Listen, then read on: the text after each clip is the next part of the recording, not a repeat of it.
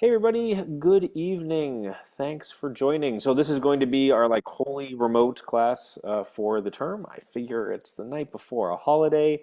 I don't know if anybody is traveling or if hey, you just want to be able to finish off classes and stuff early, avoid the commute. So I decided to go remote tonight. And actually, the material for that we're going to be covering, I think, will be well suited for this. There's probably so far it's the least interactivity that we're going to have. Will basically be me talking, but I want to make sure that I get your questions answered as they come in. So I'll be looking at chat, and if sort of I get into things and someone needs me to slow down or stop to answer a question, please feel free to come off mute and let me know. It's been a while since I've delivered a class fully remotely like this. And so I might be a little rusty, but just glad we're not back in the days of the pandemic where all the classes were like this. And I had a lot more hair because I didn't go. I went for an entire year, I think a year to the day, without getting a haircut. And it's the long hair doesn't look as good as it did when I was in high school. I can tell you that much. Not that it looked that great back then, but it was the '90s, and everybody thought they were Mel Gibson. Okay. And of course, the worst thing about teaching remotely is that I can't hear all the uproarious laughter that just occurred at my Mel Gibson from the '90s reference. So last time on Monday, we started diving into test-driven development and the student project. Hey, Angela, Andrew's here, and we talked as a group about what that was all about, and when we implemented a bunch of unit tests. This week we'll be diving more into that and focusing not so much on unit tests. I think we covered that pretty well on Monday. Tonight we'll talk about integration tests, which test the main method. And so then we'll get to see that. And that'll sort of complete the test-driven development for the student project. And then something else very important that I want to cover tonight is your project one. This is the first phase of your multi-phase project for the course, and we'll be talking about not only the project itself, but some of the requirements for the course with regards to testing and with regards to documentation. So lots of great stuff to cover tonight. Before we dive into that, though, I want to open up for Prime Minister's questions. I know you've all been working on the koans. I've gotten some great questions in email, in chat, and we had on Slack, and we had a couple people ask about them at office hours. But I want to check in with everybody, see how you're doing, see how you're finding them, and I'm happy to answer any questions about the koans in general or specific koans that you're working on. I'll pause here. I'll count to 10, give people an opportunity to post in chat or to come off mute.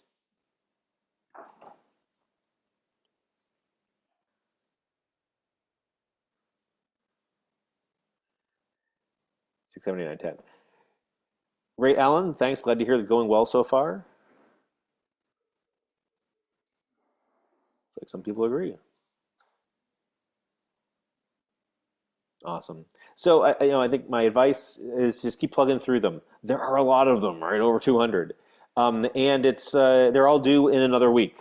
And as I said, you're getting project one assigned now, and so sort of the more that you can, or the sooner that you can finish them up, the sooner that you can start on project one and sort of get ahead of the curve. Because of the compressed nature of the course, and we've got 8 weeks, and I want to give you enough time to do each project. It means there's a goodly amount of overlap with the projects. So part of the challenge of the course, especially in the summer when it's only 8 weeks, is to stay up to date with all the material, stay on top of all the material. And so this is what we'll be working with for the rest of the course, actually. Okay. Any other questions about? Oh, am I recording? Yeah, I'm recording. Any other questions about the koans or just anything else that's going on with the course?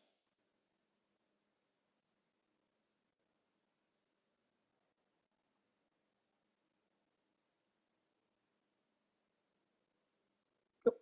Okay, awesome then. Let's dive into it.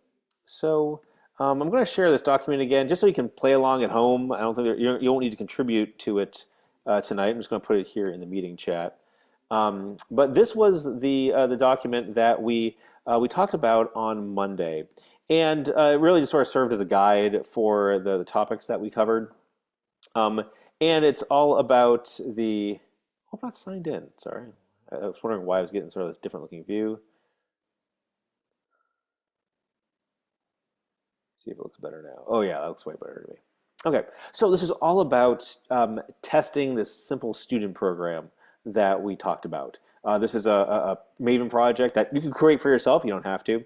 And it gives you a very simple Java class that models a student. And a student has several attributes like a name and a GPA, the number of classes they're taking, a gender, et cetera, et cetera.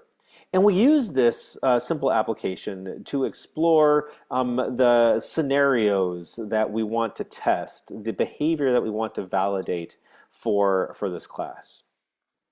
So together, we all brainstormed a list of scenarios for testing the student class. And they follow this given, when, then format. So the given is, hey, we create some data, we set up the test.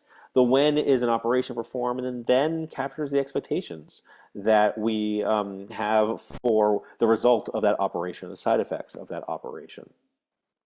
And then we all talked about these. Well, you brainstormed them, we talked about them, and then we began implementing them in as unit tests for our program. So, oops. So if you go and look in the code that was generated when you ran, or when we ran the create student script, we ended up with a main class called student, but there's also a test class called student test. Right in it's conventional in Java to keep the test code separate from the code under test. It kind of makes sense, right? You don't want to mix your test in. Certainly, when you deploy to production, you're very unlikely to want to deploy your tests to production. The tests are meant to be part of the pre-production system, the pre-production process. So it's while you're building the source code, while you're validating it, that's when you would run your test. There might be some production tests, but they're probably not deployed at the same time. So anyway, so we have the student test over here on the right. And this has a bunch of Java methods. So we're in a class called student test, and there are a bunch of Java methods that are annotated with this @test, which tells the JUnit framework that this method here represents a test that we're going to execute. And each one of these tests is pretty simple, and it follows that given, when, then. Well, that's not terribly explicit, I suppose. Like here, the given is we create a student, right? That is setting up the data. And the when is when we invoke a method like getName on that student.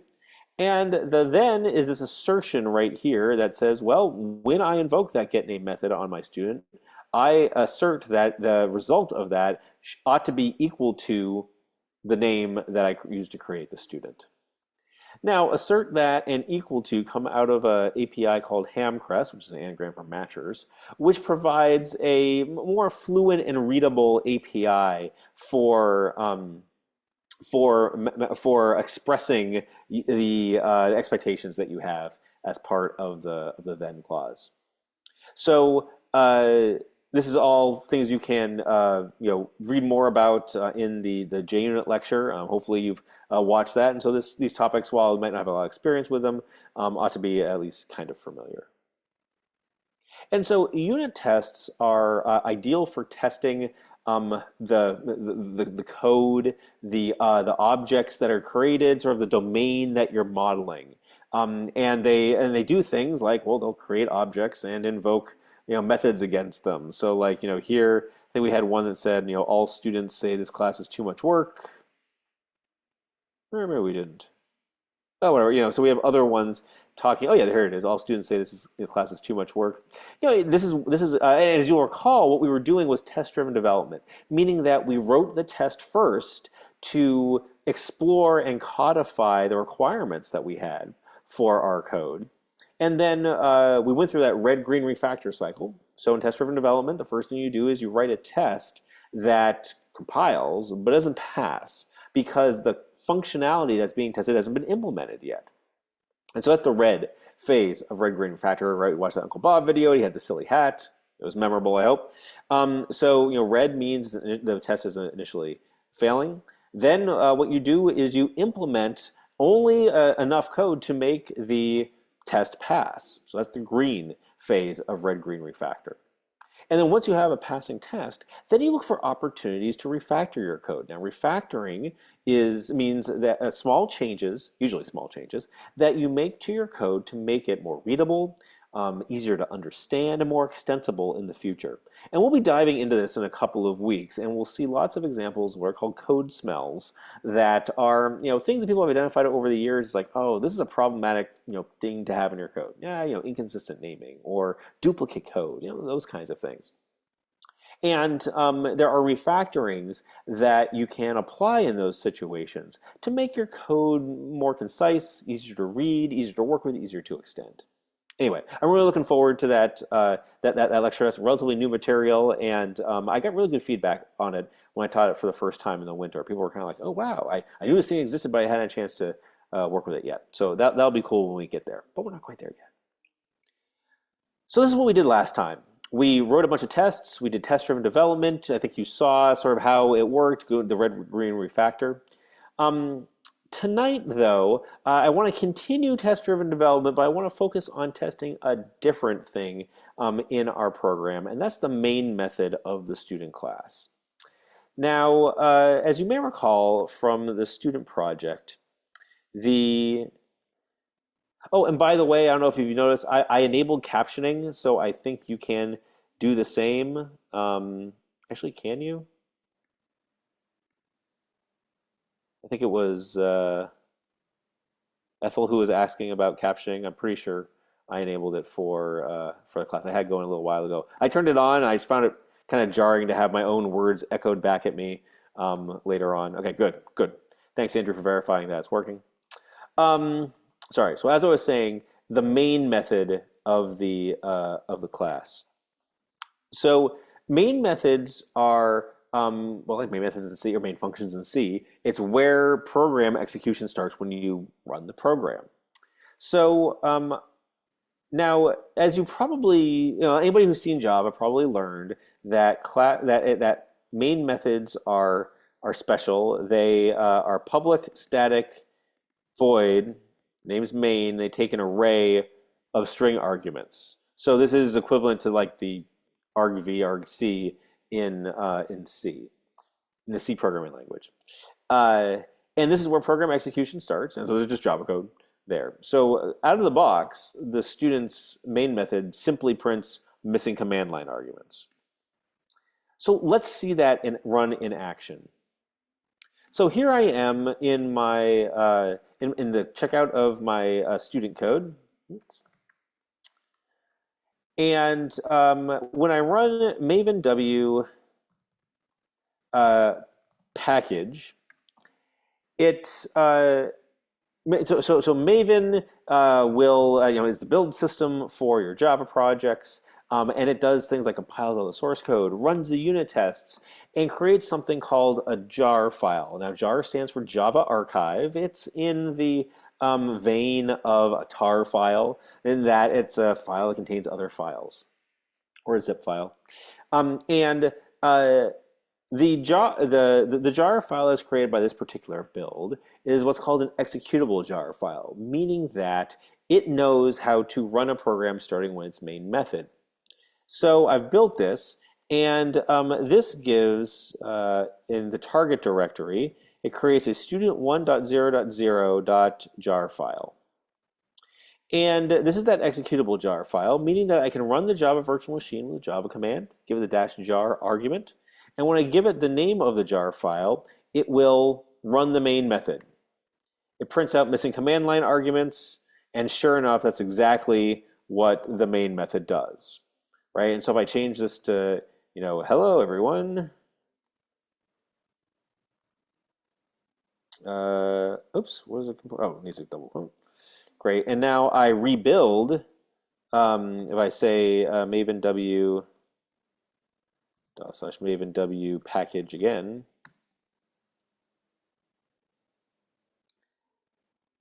it will rebuild the jar file. It'll go through. Did it run the unit test again? It may. It probably does because the source code changed. Right. It's one of the things that Maven gives you is that it's smart enough to know when you need and need not rebuild artifacts. So since I changed some source code, yeah, it's going to run the unit test again. Now when I run that same java-jar command line and give it the jar file, it runs the main method, which now says, hello, everyone. So that's what main methods are all about. I use executable jars because it makes it easy to execute it. And for your program, later tonight when we learn about project one, the interface will be through the command line. So I will test your code by by running the program from the command line, passing it various arguments. Okay. Any questions about main methods before we move on?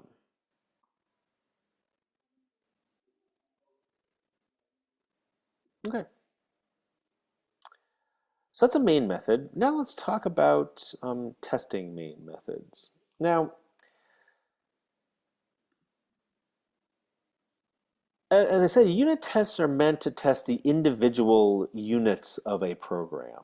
And you're a program of any reasonable size, and you'll be building one this term, has multiple classes, many classes, sometimes hundreds of thousands or tens of thousands of classes. So there's lots of code out there, and unit tests are meant to focus on just those individual units, not sort of the units working together to accomplish a greater goal, right? So, again, when we talk about refactoring, we'll learn about decoupling, we'll learn about how the single responsibility principle, all that kind of good stuff. But the bottom line is that you want to make sure for any piece of code, any module, as they used to call it in the old days, that it has well understood boundaries of responsibility. So you know what it's supposed to be used for, and you know what it's not supposed to be used for, because that logic for the stuff that's outside of its responsibilities must be implemented someplace else. But for many operations, you need multiple objects working together. Maybe this object represents some data, but then this other object will operate on that data. You need them working together to get the big job done. Okay, so so you have capability, you have pieces parts capabilities. You want to be able to validate each one of those smaller pieces via you want to validate each one of those smaller pieces. That's what you use a unit test for. There's something called an integration test, which is meant to validate capabilities that cover multiple classes, multiple modules, lots of functionality.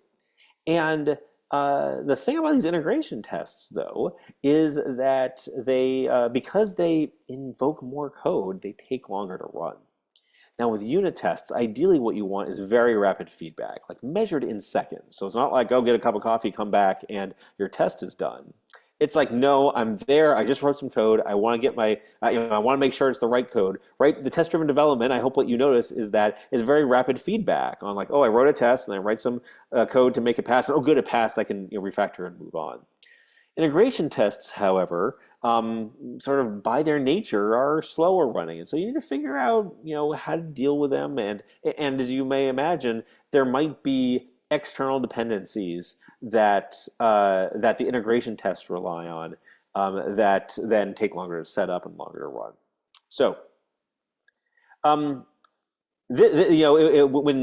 when unit testing first became popular, and lots of people were using JUnit and things like that, they started writing these really big, expensive unit tests, and some people blew the whistle and said, wait a second, there are some do's and don'ts for writing unit tests. So let's be clear on what a unit test is. So if a test talks to a database, it's not a unit test. Or if it does something like communicates across a network to some other device, really does big things on the file system, these aren't unit tests, right? Unit tests are meant to be small and contained, not relying on things like databases being up or web services or things like that. So basically, hey, if you have to do things in your environment like edit special config files and stuff, that's not a unit test. Now, you still need those end-to-end tests, still very valuable. Integration tests provide a tremendous amount of validation, of automation, and save a lot of time. So to be clear, I'm a big fan of integration tests, but they have their place, and we need to be aware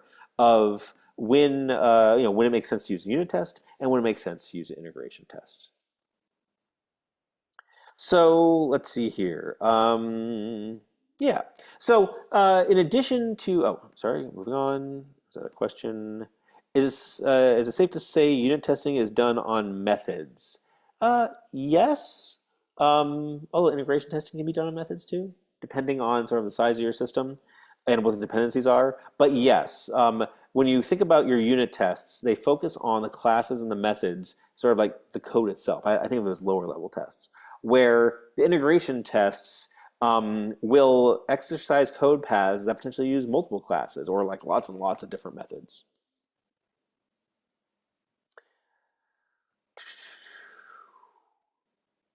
So, where on Monday we focused on unit tests for the student class. Tonight we're going to focus on integration tests for the main method. Now, well, as you'll see, gee whiz, at the end of the day, it's all Java code. There's nothing really special here, but I make a distinction conceptually between the unit tests for the student class and the integration tests for the main method, because let's see, when we get to project 4, when we get to the REST API, there's going to be a big, huge difference between what the unit tests do and what the integration tests do. So I want us to just get used to the fact that there are separate unit tests and integration tests. So, as I said, as I said before, and as we saw last week, student test, the unit test, is for calling the constructor of the student class and then invoking some methods like toString or says or something like that on the class. The main method, though, is different, and the main method is different because primarily it interacts with it interacts with a standard output and standard input.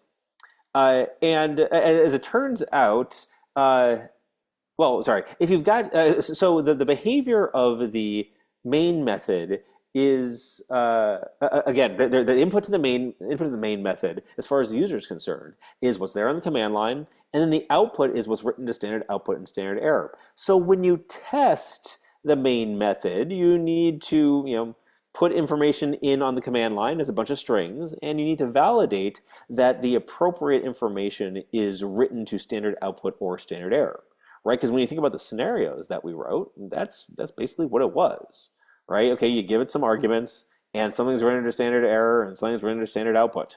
That's the input and the output, as opposed to the unit tests, where our input were a bunch of strings to a constructor call, and then we execute a method, and then something happens, like a value is returned or an exception is thrown, right? So I hope you can see that these are just fundamentally different things. And so that means that we need to test them, test the main method in a fundamentally different way. That's what we're going to be exploring next. So, sorry, I'm just going down here to the bottom to make sure, to talk about how we're doing things. So going back to the code, so we saw that there is a test directory with a student test and a main directory with a student class. There's also an IT directory, which stands for integration test. This contains a class called student IT, which stands for student integration test. Now, a student integration test is technically a JUnit test. I use the JUnit framework to drive the test, but what these tests do are pretty different. If you look at the code, you'll see that it tests the main method using different APIs because the main method does more complex things like writing to standard output and standard error. So out of the box, the student IT class comes with one test, which says invoking main with no arguments prints missing arguments to standard error. Actually, I will revert the change that we made over here to say hello everyone, because this test will no longer pass. So let's look at what this does. The student IT extends invoke main test case. Invoke main test case is a class that I wrote to as sort of a harness or an API, if you will, for implementing integration tests. As it turns out, I didn't find a library out there for doing things like invoking main method and capturing standard output and standard out and standard input. Sorry, standard output and standard error that I really liked. And I think other people have tried to solve it. It's like, okay, well, I could use that one, but I wanted to write my own in this case. I wanted something that was kind of fluent, and made sense for this class. So we what we do here is we call invoke main, and invoke main has well, two arguments. The first one is the class object for the class whose main method we want to invoke. Now, I think you've seen the class object before in the koans. And I didn't. It's okay if you didn't quite grok everything, but it basically represents a class in Java code, right? It's how you can say, oh yeah, right, the student class. And then it takes an optional number of arguments, so a variable length argument of strings, which are all of the arguments on the command line. So that's what invoke main does. Invoke main is basically a Java API that you can use to invoke a main method. And invoke main returns this main method result, an instance of main method result that represents the result of invoking that main method. And main method result includes information such as, hey, what's all the text written to standard error or standard output? Yeah. And so then what you can do is you can use a ham crest assert to say, hey, listen, when I invoke main with 0 arguments, I want to assert that the text that was written to standard error contains missing command line arguments. Because that's what you want the behavior of your main method to be when there are no arguments provided. So now let's run this test, just like we would any other JUnit test, and to see what happens. It ran and it passed, meaning that, sure enough, what the main method did was it invoked system.error, which is standard error, .println with missing command line arguments.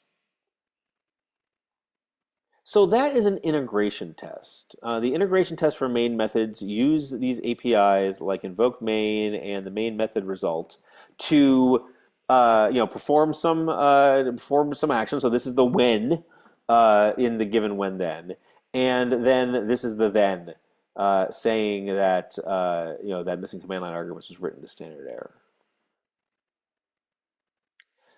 So before we dive into implementing more of these tests based on the scenarios we talked about on Monday, or that we brainstormed on Monday, are there any questions? Is there anything that you're still curious about or want to talk about right now with regards to integration testing and sort of how we do this programmatically?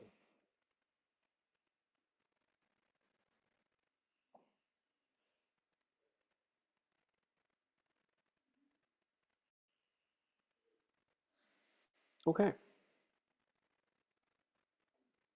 Oh, wait, there you go. What is the file path for the code you're working on? I just want to be able to follow along. Sure. Okay, well, so I'll look at it here in the project view. So it's in my student class. Sorry, it's my student project.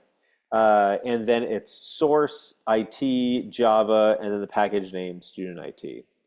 So if we look at the checkout of my code, it is source, IT, Java, edu. Oops, get my face out of the way here. Oops, come on.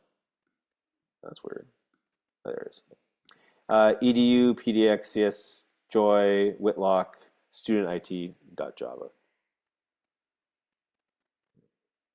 And again, you can also follow along on the GitHub repository for for my summer 2024 code. So thanks for asking. Sweet. Oops. Okay. So now that we've seen one integration test, I want to implement some more. And because what basically we're going to be doing is, or what I'll be doing for you, or I'll be showing you, there you go. What I'll be showing you is test-driven development for the main method of the program. We did test-driven development for the constructor and for the toString method on Monday. Now we're going to be focusing on the main method. Now, the main method ultimately is going to call the constructor for the student object et cetera, et cetera. So, we'll sort of be going into each territory. But now what I want to do is I want to focus in on the scenarios that you all captured on Monday for the command line. So this is the people who are, let's see here, on my right in the classroom, and then people who are in even numbered breakout rooms. So, this first test scenario, talks about sort of like an end-to-end fully functional happy path, right? So when you provide these arguments, you get this written to standard output. And I think since we're familiar with this, I want to start out with implementing this one. This is one of those ones that we're going to like get compiling CFL and then ignore because it has a lot to do before we can get to compile. But I think it might make a good first example. So let's see here. I'm going to write a test. And I'm going to call it Dave student has expected output. So I'm going to, actually I'm just going to, let's make this easy on ourselves. I can just copy this down here. Oops, I'll copy it once. And now I'm going to invoke main, not with 0 arguments. I'm going to invoke the main method of the class with the arguments that are going to come from here. Oops. Just going to copy and paste this to make it easier on myself. And so each argument, each command argument is a separate string in the to the invoke main method. And then operating systems and Java. Oops, don't want a period there, I want a comma. Okay, right, so this is how, this is why I wish I had a larger screen. But this is how you invoke main with multiple arguments, right? This is a variable length, it's a var arg. So think like, sprintf in C, where you can just give it as many arguments as you want. So the first one is, here again, the main method that I want to invoke, and then all of the arguments. And now when I want to test is that when I invoke the main, the result, the text written to standard, not standard error, but standard output, standard out, contains string, well, not missing command line arguments, but the big old string that we identified there.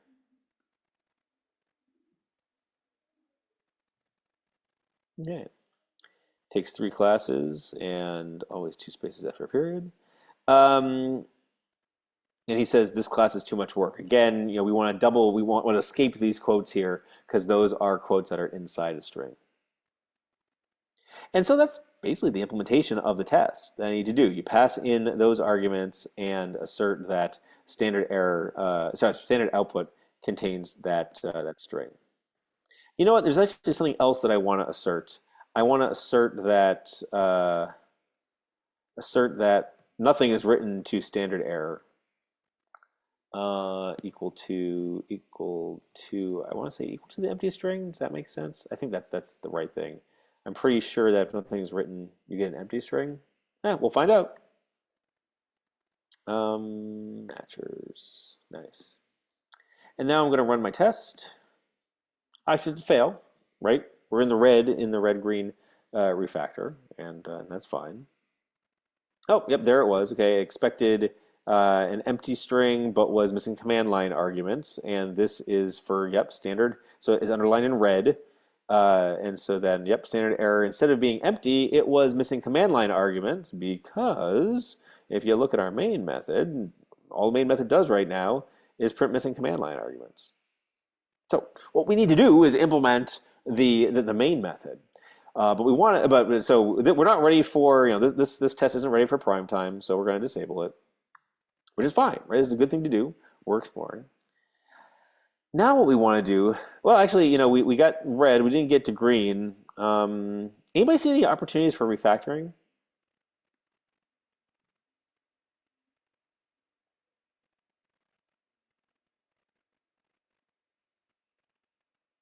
I see one, and it's a little subtle, but I'm going to say, I'm going to put this I'm going to introduce a variable that has all of these, which I think I can do. I want to say introduce variable. I'm going to call it args. And then I want to take this invoke main method, and I want to refactor that into its own main method. I want to say introduce method, extract method. I'm going to call it invoke main. And yeah, I like what it has. I want to invoke main and only send it the arguments. Because I don't want each test to have to like explicitly say that it invokes the invoke student class. And now I can replace this call to invoke main to student like like that if I then use variable length arguments right there. Nice. Now it's happy. So basically, what right. So now I'm going to say invoke main with these args. As a matter of fact, I don't like this argument variable. I sort of don't need it anymore. So I'm going to inline it. Say inline variable, and what that does is it replaces usages of the value of the variable with the value of the variable over here. So it's basically going to take args and squeeze it into here into its one usage. I know I'm skipping ahead and doing refactoring, but I just can't help myself. Refactoring is so cool. Great. Right, and so now invoke main with all the arguments. And now I've got an invoke main method where I just give it all the arguments. I don't need to worry about the fact that I'm invoking main on the string class. I think that reads a little better. I don't know, I feel better about that. I'm going to rerun this test just to make sure that it still behaves as I expect it to, which you should after refactoring, right? Refactoring should not change any functionality. It should only change how that functionality is expressed. Great. Okay. Well, so let's commit this change and say added an integration test for the Dave student. I'll commit and push that. Yeah, it's complaining about something. What is it complaining about? Oh, because it failed at one point? Okay, well, that's fine. Commit that and push it up to GitHub. Okay, so that, we now have an end-to-end test that we can, invoke along the way to see how close we are to getting things working. What would be interesting though?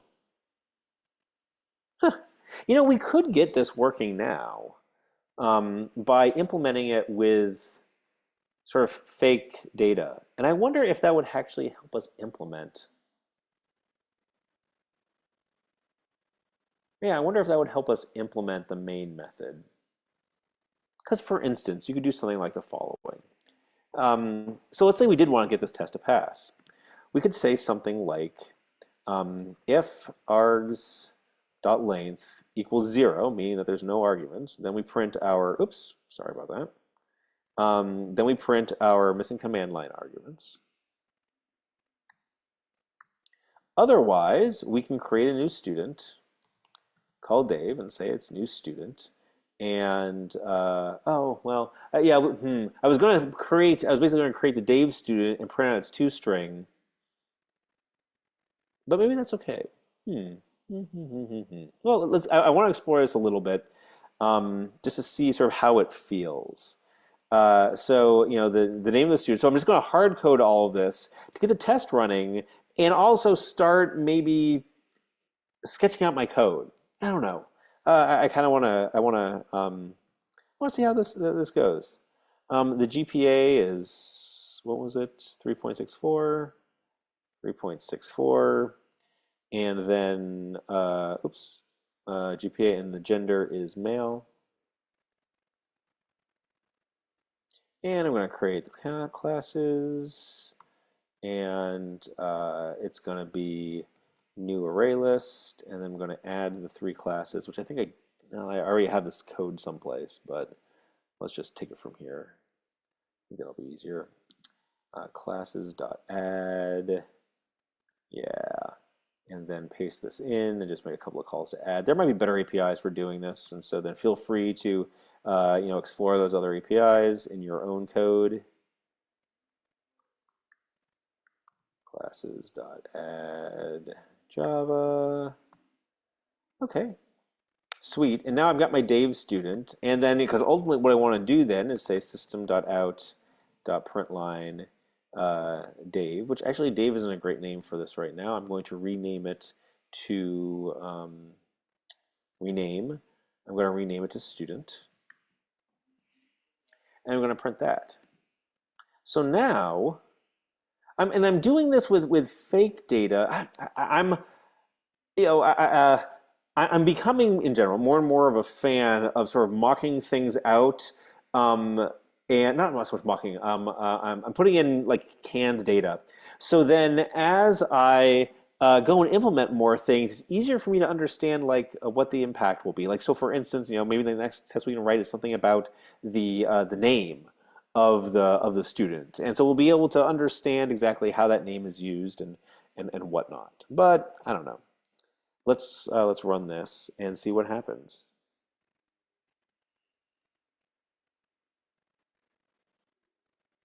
Okay, it still fails, and I don't think I'm terribly surprised by that. And it's got this expected a string containing that stuff, but was oh yeah, Dave has a GPA of 3.64. And because for me it's hard to do these string comparisons, I'm going to click to see the difference, and this lets me either side by side or unified viewer. Ooh, I don't like that. Well, I don't really like it that much. I like side by side better.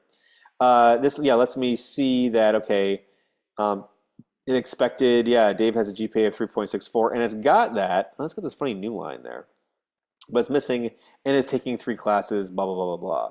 So just for the sake of getting things to work, and I like having working unit tests so that I can see what else is going on here. I'm just going to copy that, and then in the toString of the student method, I'm going to just going to put all that much in.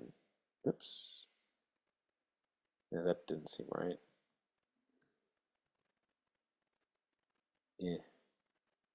Oh, I see what it did there. Okay, sorry. So I'm just going to hard code all this data. I don't know. I'm just kind of curious to see what it does, what it means.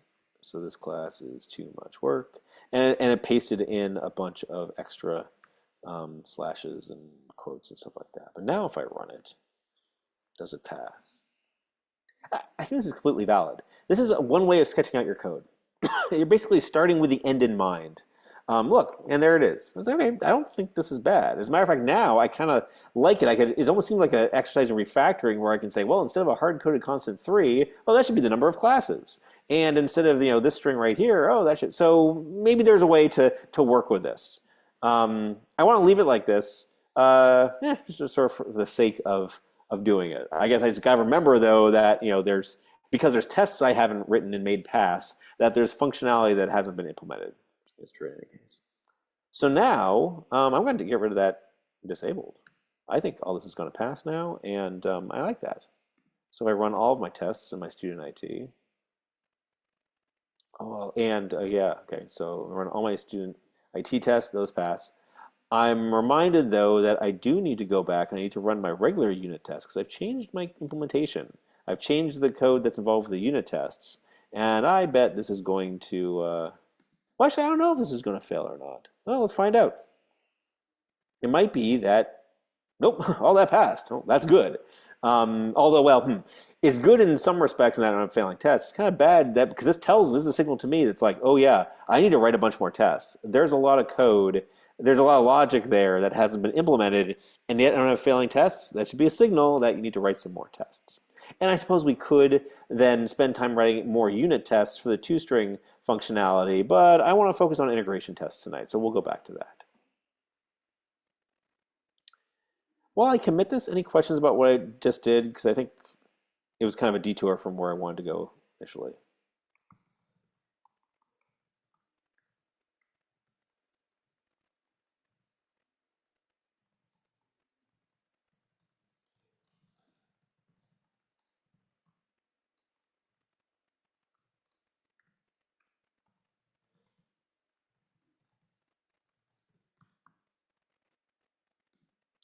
Great question came in.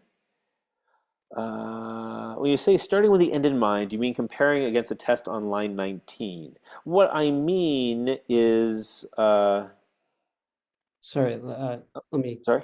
easier to explain. Like that test case is the one that is defining the end, right? Yes. I think Yes, thank I you. Yeah. think it was that one. Okay, cool. Right, yes, right. So the end in mind is like, hey, I want to have this big, support for all of the name and the gender and the GPA and all the classes and all the, the Oxford comma, all that kind of stuff. Right? That's ultimately where I want to go. And I think it's important that you have, a concept of the big picture, and then you can zoom into the little picture to get sort of individual things working, and then zoom back out to make sure that the big picture is still working. Um, so yeah, that's what I mean by that. Okay, Uh, I think I meant line 26, by the way. oh, fair enough. Yep. But yeah, that's what this Dave student has expected output. Awesome. Cool. Thanks.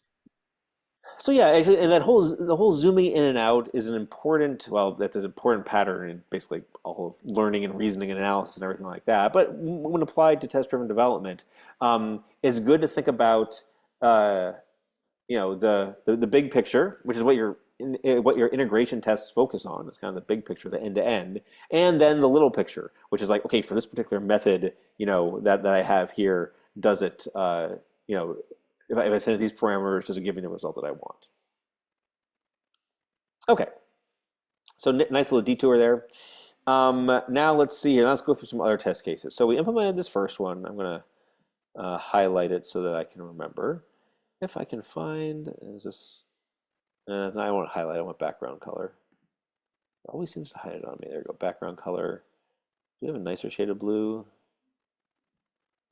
Oh, whatever that is, greenish. Okay, fair enough. Missing arguments. Again, I think we already have that one. It might not be implemented exactly like it is here, but I chose that one. No, I didn't, but whatever. Okay, let's look at this third one here. Invalid arguments type mismatch. Let's see here. Dave, mail Dave. Algorithms are nothing is standard output. Error parameter expected type provided type. Oh, is this okay? So this is the GPA. So that's basically saying a GPA that is an invalid number. That's a good test. Um, cool. Let's implement that one, and then let's see what it takes to make it pass. So let's see here. I'm going to say void GPA that is not a number writes message to standard error. Okay. let's see here. So invoke main with, I want to just go copy paste all this stuff.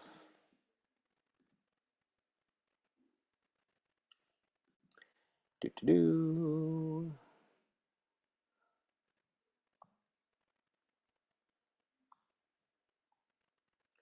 So technically, I don't need all of. Oh, it's got electric quotes. That's nice. Oops. Maybe they don't call them electric quotes anymore. It's kind of a Microsoft Word circa 1997 statement right there. Okay. Oh, and I want to put this all into a variable. So I'm going to introduce a variable.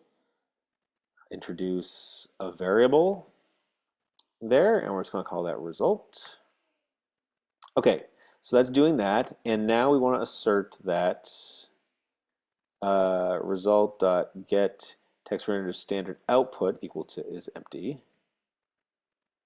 and that I'm just going to duplicate the line here with Command D, and written to standard error equal to invalid. Actually, what does it say?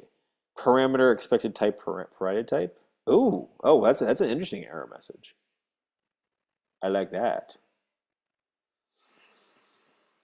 So I'm going to take some artistic liberties with the error message. I'm going to say invalid GPA, and then, oops, did I miss something here? I needed another Dave. Huh, how did I do that? Okay, it's deleted by mistake. This is going to be the GPA right here. So I'm going to then introduce another variable for that. Introduce a variable, and I'm going to call it just this. I'm going to replace only this occurrence. This is going to be the GPA. And then I'm going to say invalid GPA, and then I want to list the GPA as invalid. Okay, so now I believe this test is correct. It provides all of those, all those arguments. There's nothing written to standard output. There should be an invalid GPA written to standard error. I'm going to run it.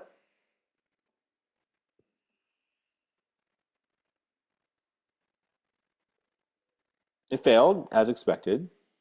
And it said, okay, oh, expected nothing was written to standard output, but instead that toString was written. Okay, that makes sense based on the main method. Okay, sounds good.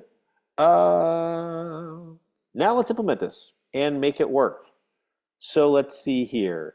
Our GPA,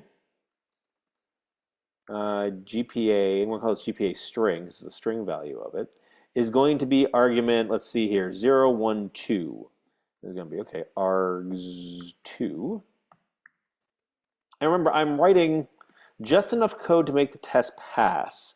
So maybe some of you are saying, but wait, what if there's only like one argument that's provided? That should be, that is true. We should test that. And so we should write a test for that. Not right now, though. It's where you take a little note. As a matter of fact, I'll just do that right now. Let's add a comment. Test only one argument, so that is missing GPA. Make a note to come back to that one later. Okay, so argument 2 is the GPA string, and so now, because ultimately what I want to do is instead of sending this canned value of the GPA, I want to have that value read from standard, read from the command line. So I'm going to take that value and I'm going to introduce another variable, which will just be called GPA. I don't know what's going to call it GPA1, just GPA. And sure, I can leave it right there. Now the GPA string is going to be the second argument. And actually, I'm going to move this code, which is a keyboard shortcut for me, which is Command Shift up arrow. So move it up here. And I'm going to say the following. I'm going to say, well, I don't want its canned value to be 3.64. I want to get rid of this. And instead, what I'm going to say is I want to convert the GPA string to a double. And, oops. So this instead equals, I can say doubled up parse value. This is how you convert a string into a double in Java with a GPA string. Okay, well, now this still won't make my test pass because what I pass in is an invalid string, but it said, oh, but actually this is a good example of what happens. Okay, so I ran that, and so I pass in the string Dave for my GPA. It attempted to parse the string Dave as a double, and it failed with an exception.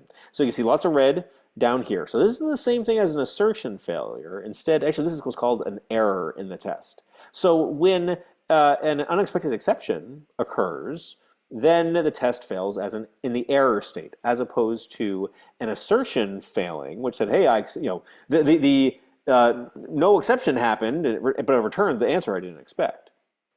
So now let's see what we got here. We have an uncaught exception in main saying main method should not throw exceptions, which is true for our class. Sorry, true for this course. An exception is a great way to convey an error from one Java method to another, right, through an API call. Exceptions are great at that. Exceptions aren't great for the end user, and the end user uses your command line program. So as we'll see when we talk about the assignment, the end user should never see should never see an exception, should never see a stack trace. And so then the invoke main test framework calls it out and makes it very explicit that main method should not throw an exception. So where it's the main invoke main method is saying, hey, you shouldn't throw an exception. But here's the exception that was thrown, right? The cause of that uncaught exception in main was a number format exception for input string Dave. And sure enough, this is not a it's not a valid double, and so then it gets a number format exception instead. Okay. So what we need to do, well, actually, maybe I'll ask you all. So what should we do in this case to make the test pass?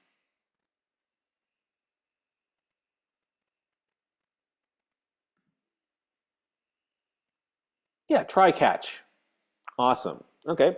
So right, we have an exception that's being thrown, and we want to handle that exception to make our test pass. So more specifically, what we want to do is we'll have our GPA, and we will assign our GPA here. But we want to, darn it, oh, I keep hitting Control instead of Command. Here we want to wrap our call to parse double in a try catch and catch the number format exception. And when we catch the number format exception, we want to write our error. We want to write to system.error to print line. We want to say, what do we say? Invalid GPA. So invalid GPA. Oops. GPA string.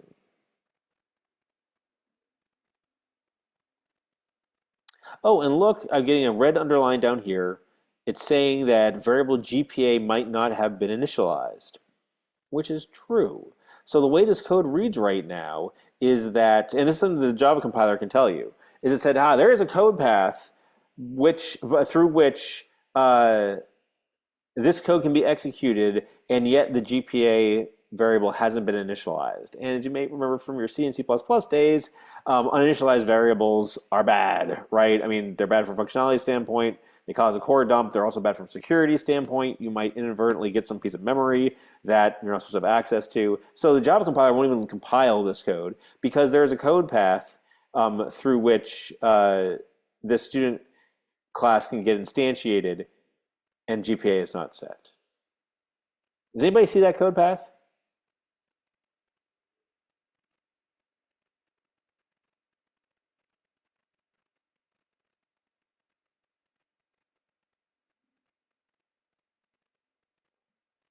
You're printing but not exiting the program. Nice, exactly right, Sarah.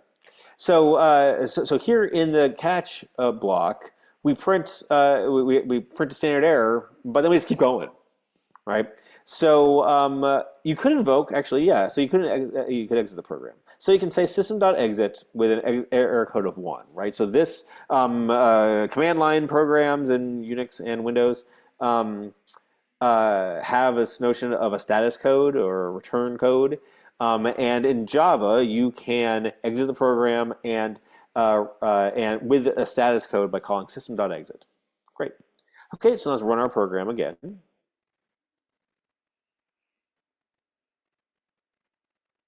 Oh, look at that. System.gpa. Right. It's right. System.exit. So okay, right. The compiler doesn't know that system.exit will exit the VM. As a matter of fact, it's not guaranteed that it will. So the compiler is still like, hey, you could still, this might still like continue on here. So what we need to do is we need to say return. Oh, good. And now the red goes away. Let's try running our program again.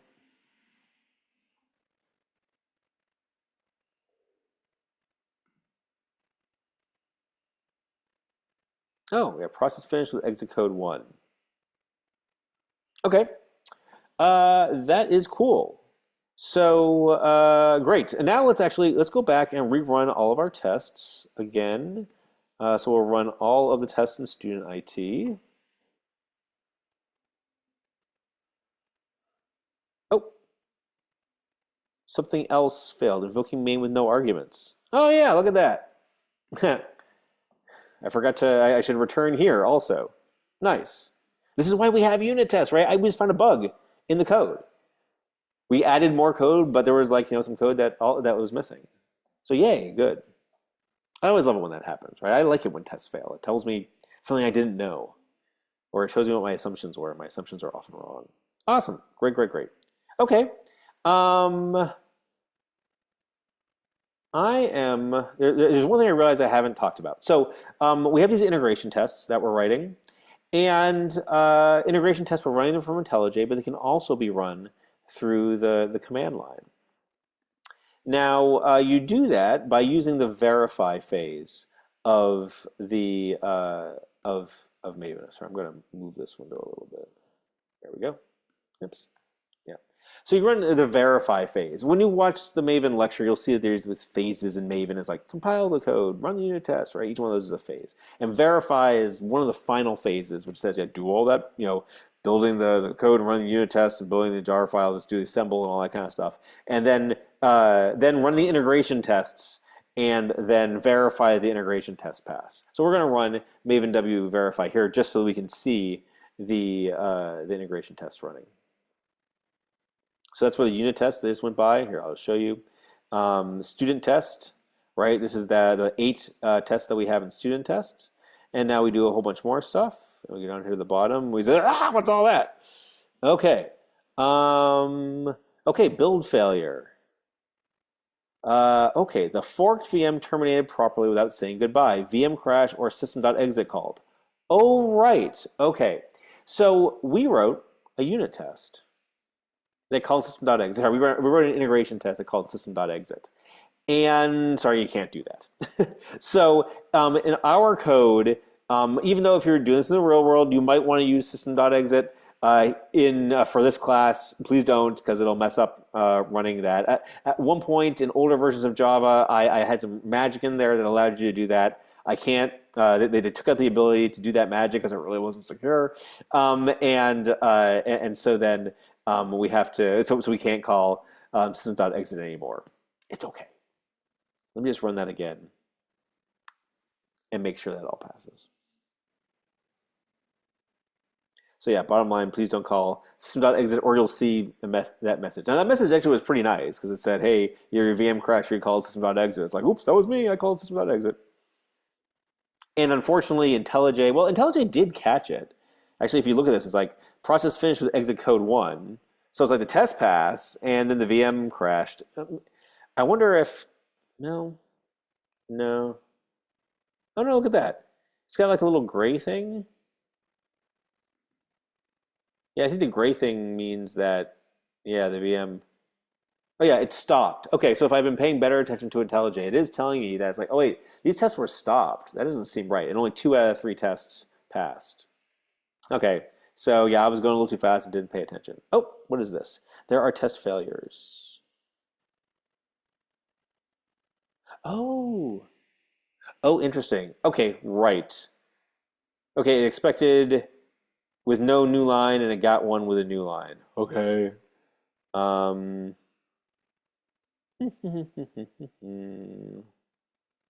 I am going to call the trim method on this.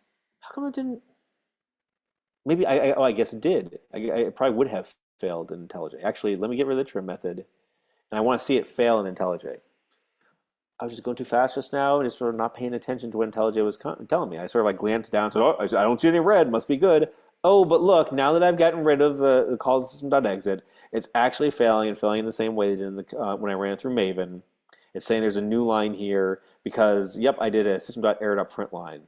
So I don't know if equal to, I could do contains instead. I think I just kind of want trim. And trim, what it does is it removes the trailing and leading white space from a string. So here from standard, take the text written to standard error and you trim it. Now we get invalid GPA. Oh, good. That seems happier now. I will rerun all of my tests.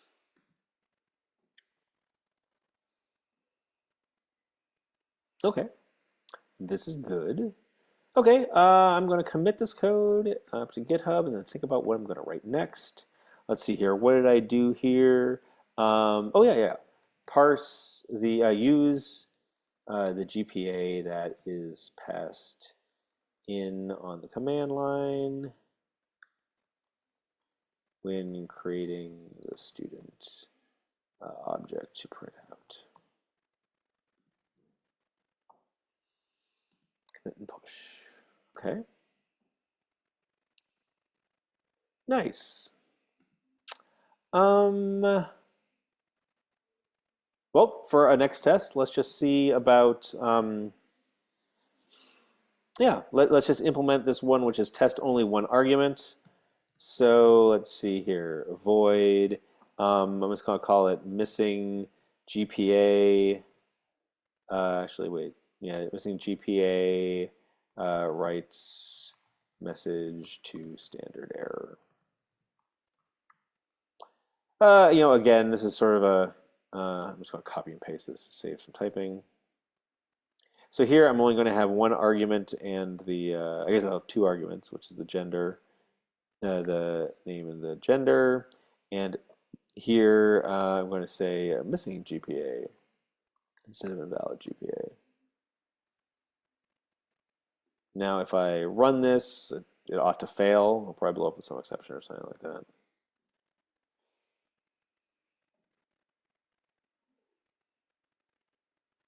Yep, it failed. Oh yeah, another uncaught exception because I get an array index out of bounds exception.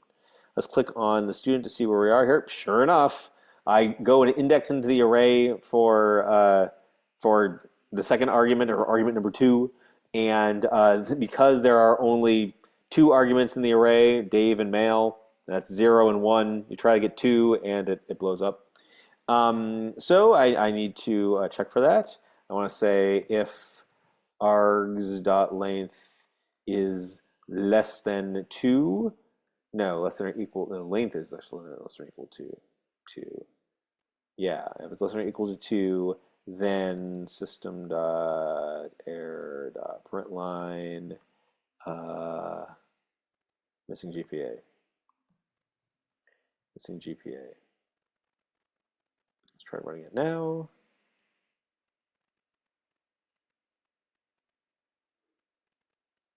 Oops, still didn't like it. Array index out of bounds. Keep forgetting the return. But again, unit tests, right? I find the bugs immediately. And here again, maybe I'm not paying attention, or maybe because I'm an old man, or it's late at night, or right? Doesn't matter. I find the bugs quickly, as opposed to writing lines and lines of code only to have to go back and debug them, for hours afterwards. Great. Okay, so everything's passing. I realize I did some reds and some green, but I haven't refactored lately. Um, Anybody see some opportunities to refactor?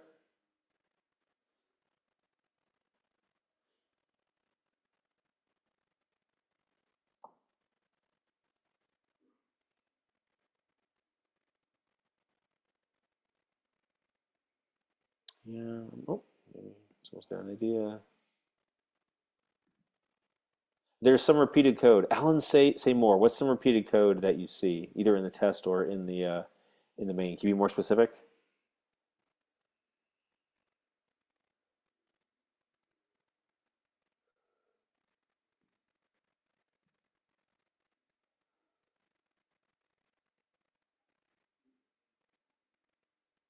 The assertions are the same from what I can see, at least. Okay. Yeah. Yeah. Okay. Yeah. Let's take a look at that. Yeah. Mostly. Yeah. I like that. Yeah. Let's see if we can attack these assertions and see. Yeah. Maybe we can. I don't know. Refactor into a method? Maybe. Yeah. Actually, okay, let me commit the code first because we want to undo the refactoring. So I'm going to say, added test for missing GPA. I'm going to start using more keyboard shortcuts so it can go faster. So yeah, so maybe,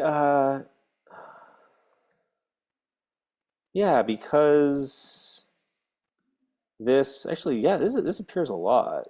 Okay, I like it. Yeah. Yeah, as a matter of fact, this one could we could even see error out, out error, out error. Let's do out error and out error because I'm going to try to leverage IntelliJ. Let's see here. This should be empty. So I'm going to make sure that Oops, oh goodness, such a long one. There we go.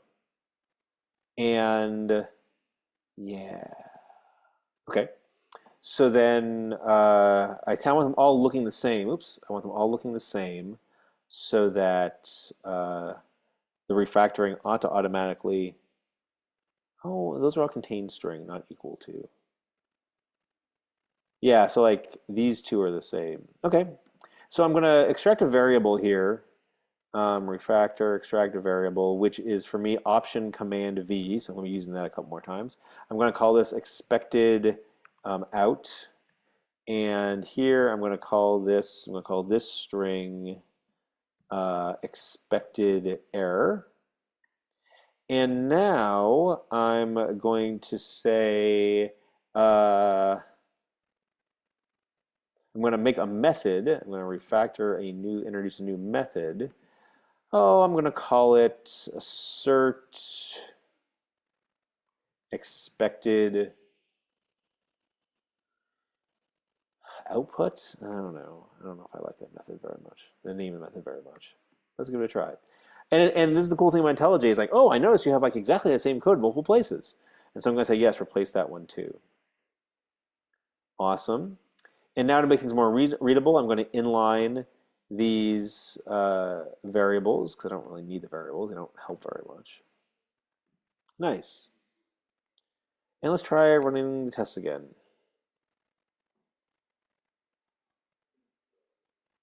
Oh, what is it? Why is this yellow? Actual variable is always empty. Well, that's not really what I want. That might be true, but that's really not what I want. Which actually then maybe tells me that I could use this one. Yeah, I could use this here. I could say this is going to be expected out, and then this is expected error.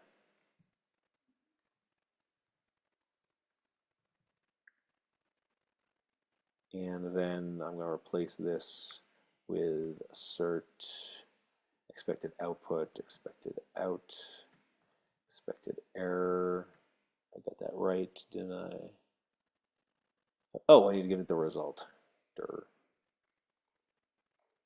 Nice, okay, and then I'm going to inline that with command option N. Command option N. And I'm going to run the test again and see how it does.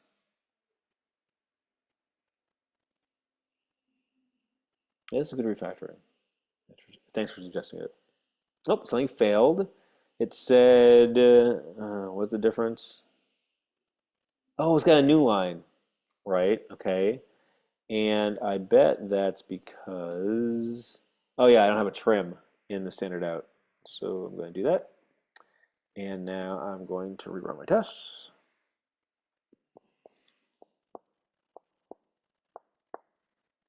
Nice, everything's passing. That's good refactoring. Yeah, I like that. Refactor duplicate code for validating standard output and standard error into a single method. Nice.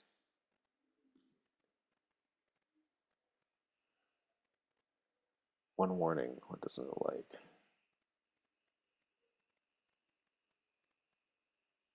I don't know.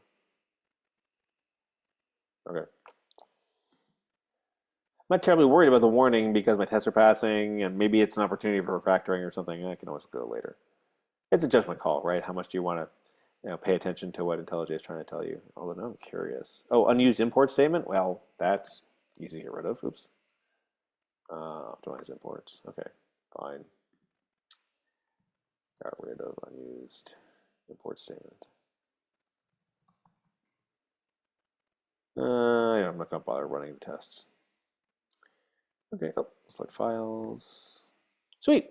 Okay then. You know what is 7:13? I think it's time for a break. Let's take 15 minutes, and then we'll come back and do the second half of course. Sound good? We'll see you then.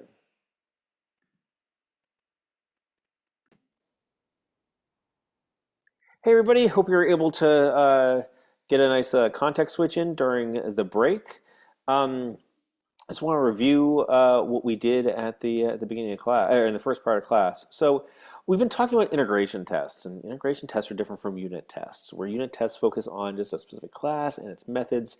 Integration tests usually involve multiple classes doing lots of different things, and perhaps with, well, and in particular, things that are more than just, invoking methods.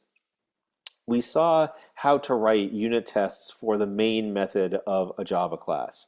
And you do that using methods and code inherited from this invoke main test case class, and the one that I wrote.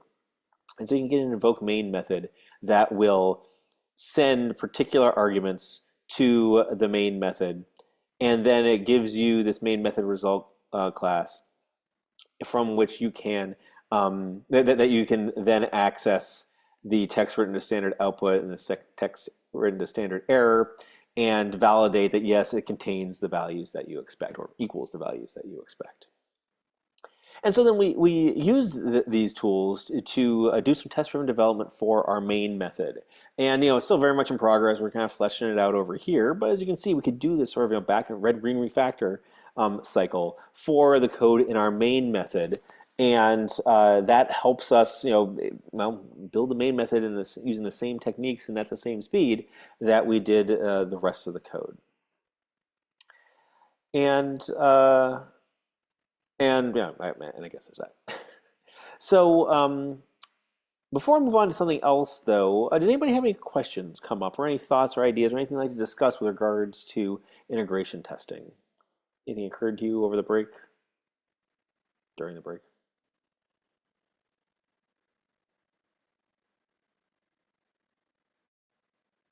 Nope. That's cool. Okay. One of the things I want to be sure to touch on tonight is the first project or rather the first phase of the project, and then I've also got a couple of handouts I want to talk about with regards to testing and documenting. So I'll do that now, and that probably won't take the rest of the time. And so then any time left, we can do a little bit more test-driven development to again get used to writing integration tests. But first, let's talk about project one.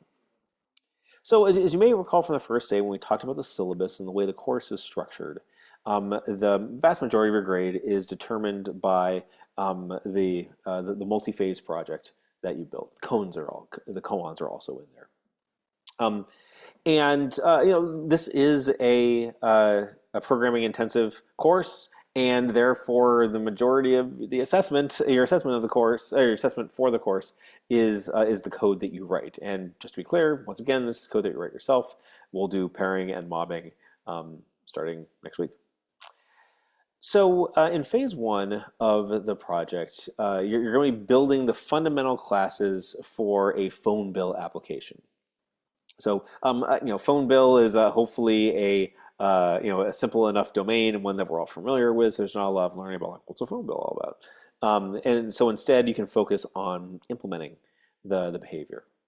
And so what you'll do in this project is create the phone bill and phone call classes that you'll actually end up working with for the rest of the course. The code that you write here, at the beginning of the course in the week 3, week 2, week 3, will be used throughout the rest of the course.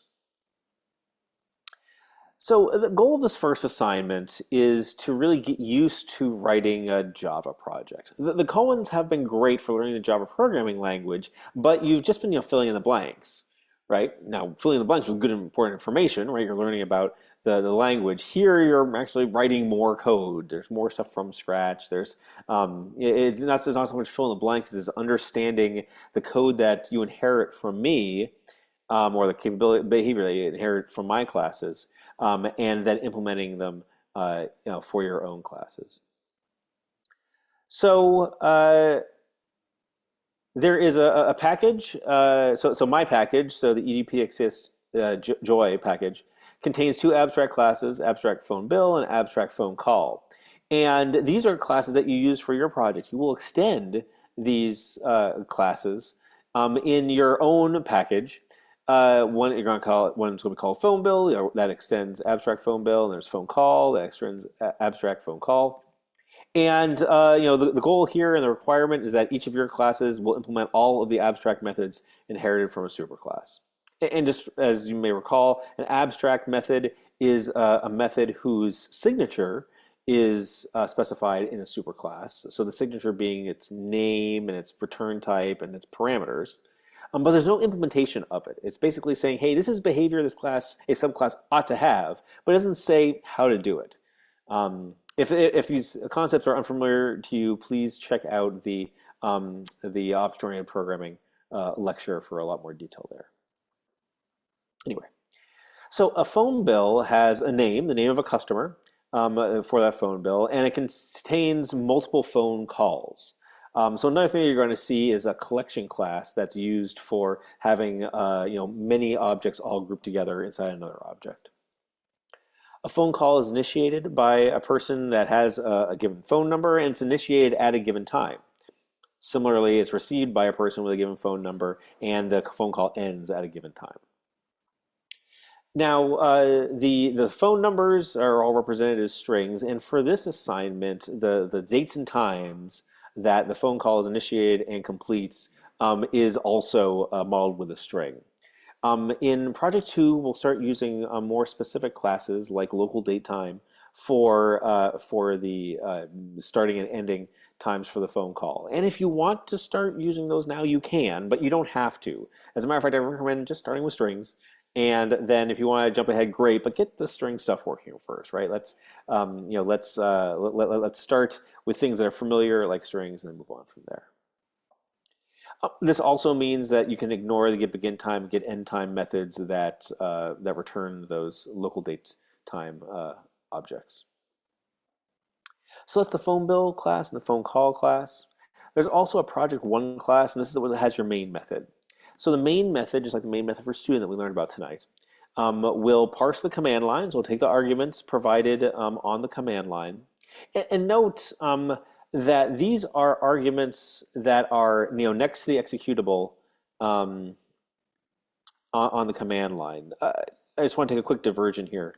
One of the things that has a number of students tripped up over the years is that the project ends they implement the project to read arguments from standard input. So as you probably learned about in your CS 101 course, oh yeah, you can run the program, then you can type things and hit return, and that'll send it to standard input. We're not doing that here.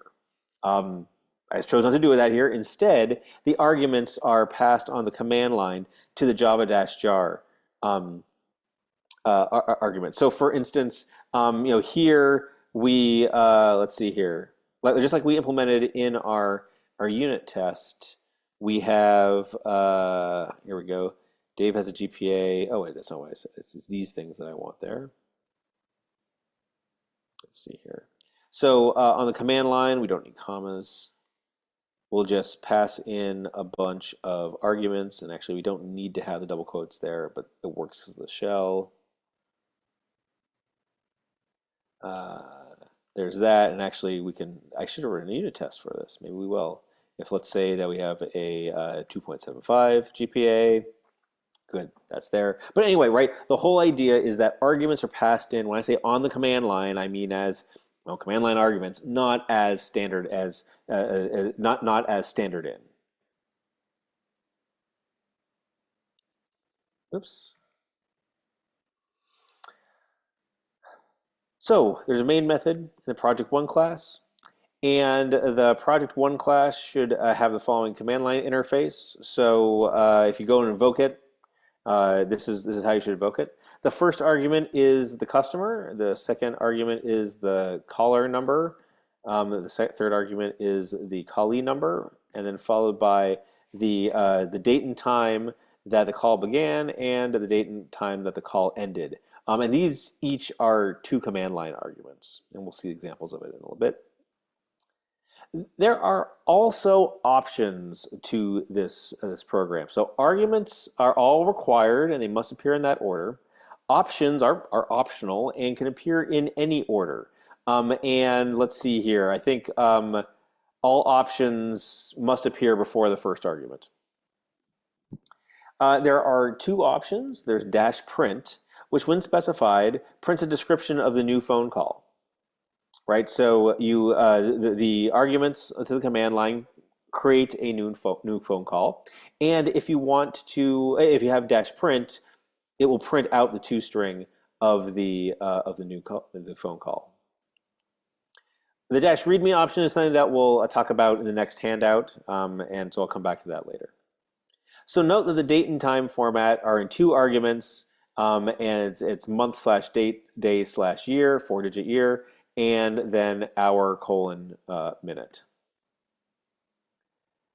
On the command line, if any of the, I guess really it's the customer argument has multiple words in it, it should be one command line argument. So if you want to have multiple, you want to have a space in that command line argument, you just got to double quote it, like I did for operating systems here.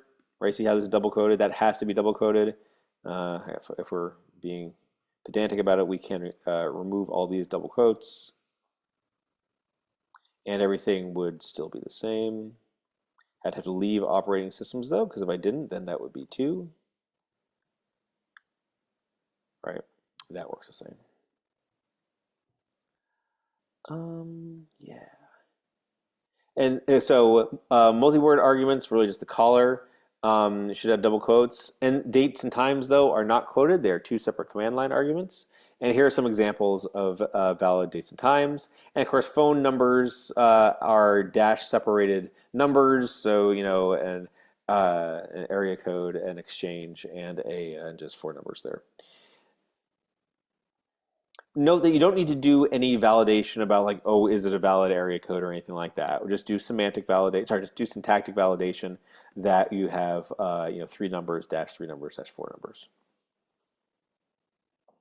Bunch of footnotes down here. I think I've covered all of this stuff. Oh no, actually, okay. Thank you. Here's an important one. So the functionality of this first project is kind of brain dead easy. You are just parsing in the command line. You are creating some objects in memory. You add a phone call to a phone bill. Maybe you print it out, and that's it. Don't freak out because it's like you're not writing anything to disk, or you're not doing you're not doing lots of you're doing some amount of validation. Don't worry, you'll get there in Project 2. Project 2 is all about saving to disk. Pace yourself. This first project is really about just getting started and parsing the command line. That's the most challenging thing.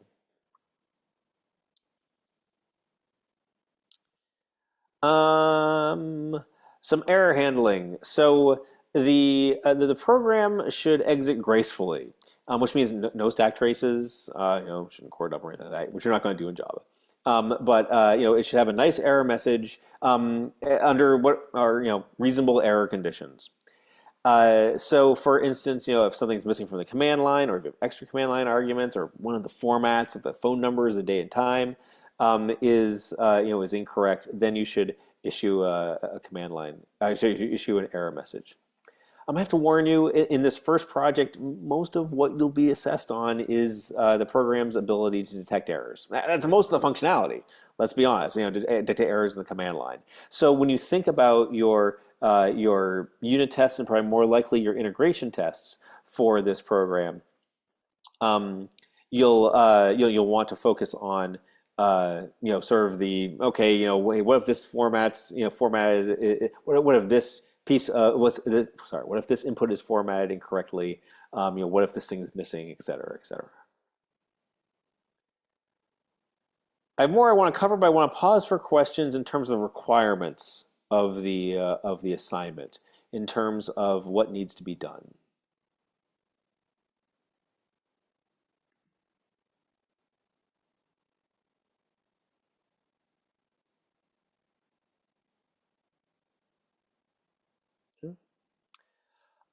It's due 2 weeks from. Oh, sorry. Can you explain the time format? Well, yes. So here, I'll start out with a couple of examples. So here are examples of valid dates and times, where you use 103 caret 10.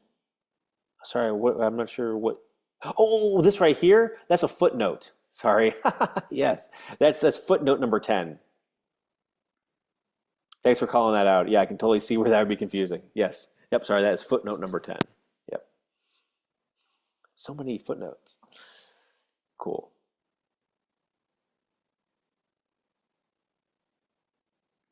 Okay. So those are requirements of the assignment. It is due 2 weeks from tonight. So you've got 2 weeks to finish up the koans. Koans are due next week, and then project one is due after that. Encourage you to get ahead and finish up the koans first. Maybe if you like get burnt out or you want to put those aside for a day or two. Yeah, maybe break ground on this to get started, get off to a good start.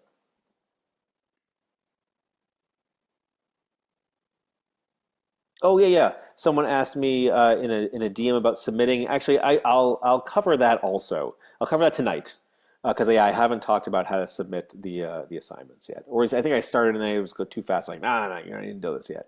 I'll cover it tonight instead. But first, I want to show you how to create the Maven project for the phone bill application, and this will actually carry you through a couple of the assignments.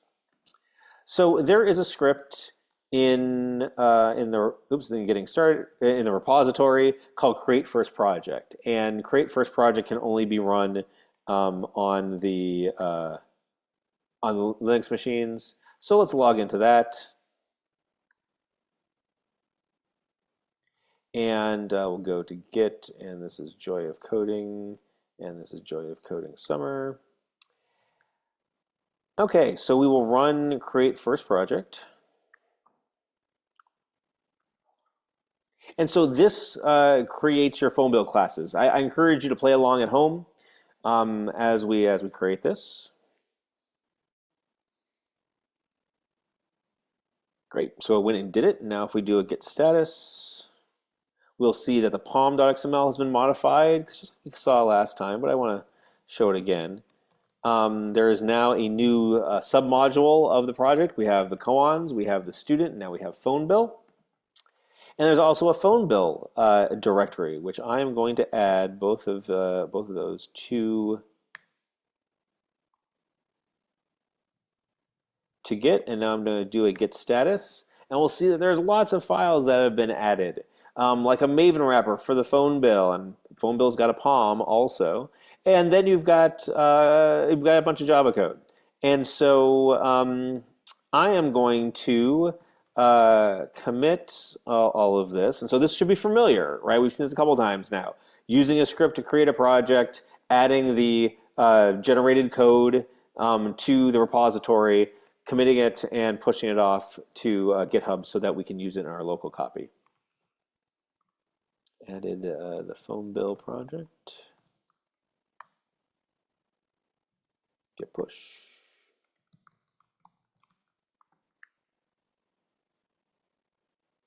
Oh, I didn't do a git pull first. That's fine. Right now I need to pull in all the other changes that I have made recently. And oh yeah. Okay, so I didn't say how to. Yeah, I want to merge. Okay, sorry. Hmm. I didn't say. Sorry, I didn't pull the upstream changes. Sorry, remote changes. I didn't pull the remote changes um, before I committed, and so then my local repository had a different version history than my remote repository did, and it said I can't reconcile that without like you pull, or rather, you can't push until I pull and merge everything in. So I went to do that, and it said, hey, wait a second, you haven't configured a merging strategy for this repository, I guess, which I'm kind of surprised that I haven't. So anyway, I'm going to I like to use the merge strategy. Rebasing always scares me. I guess it's probably moral failing on my part. And now I'll pull again, and now it should be able to. Actually, sorry, this thing with my keys is driving me crazy. Don't want to type my password that many times. There we go.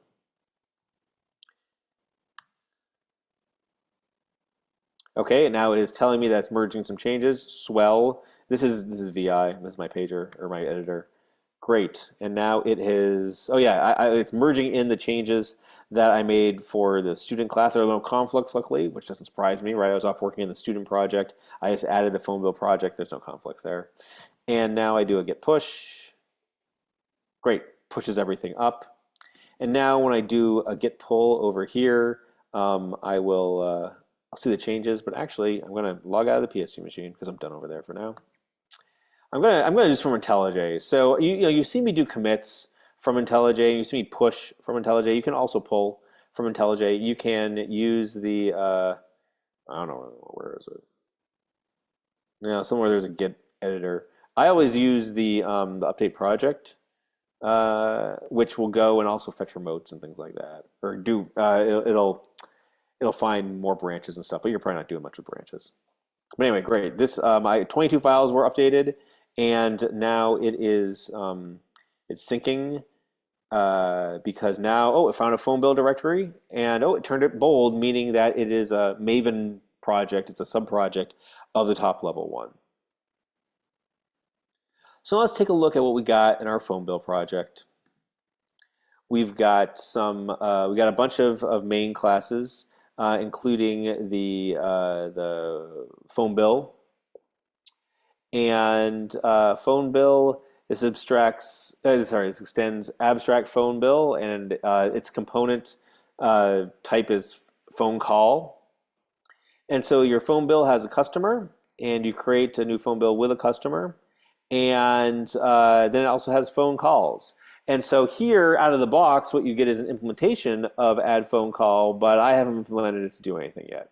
Same thing with get phone calls, right? It's up to you to implement it. So you go ahead and figure out how to implement these two. It's all part of the assignment. And then looking at phone call, and I can navigate into this by doing really find usages. Does that work? No, that's not what I want. I want to go to declaration. Where is that these days? Go to declaration usages. Okay, yeah, Command B is what I always use. I'll get rid of this. And here again, I have a phone call class which extends abstract phone call, and it provides, it implements all of these methods, but it does it with kind of bogus data. Or throws out supported operation exceptions. This is all what you need to then fill in and implement as part of your class, as part of the project. Probably most interesting is Project 1. This is the class that contains the main method. And right now, out of the box, it just does something really kind of silly. It just prints the command line arguments that were passed in. So if I go to my checkout and I go to my phone bill class, and if I run Maven W verify, I'll run Maven W package to build a jar file.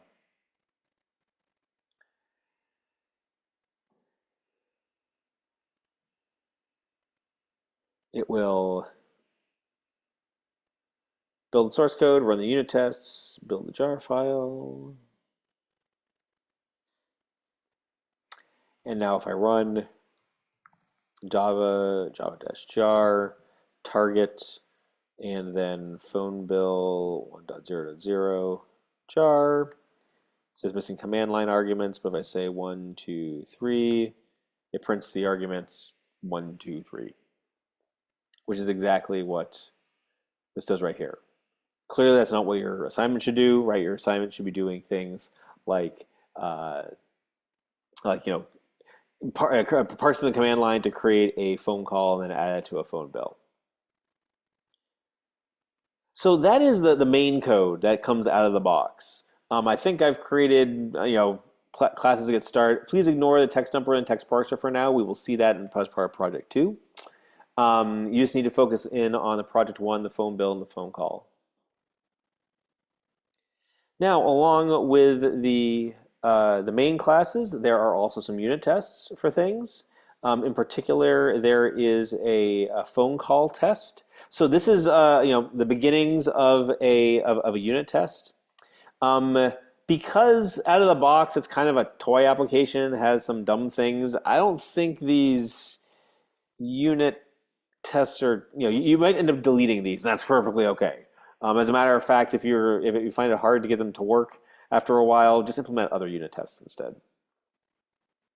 Especially these first two, it's like obviously this one's like you got to implement the begin time string, and oh yeah, here out of the box, all the phone calls have the same callee, which isn't what you want ultimately, right?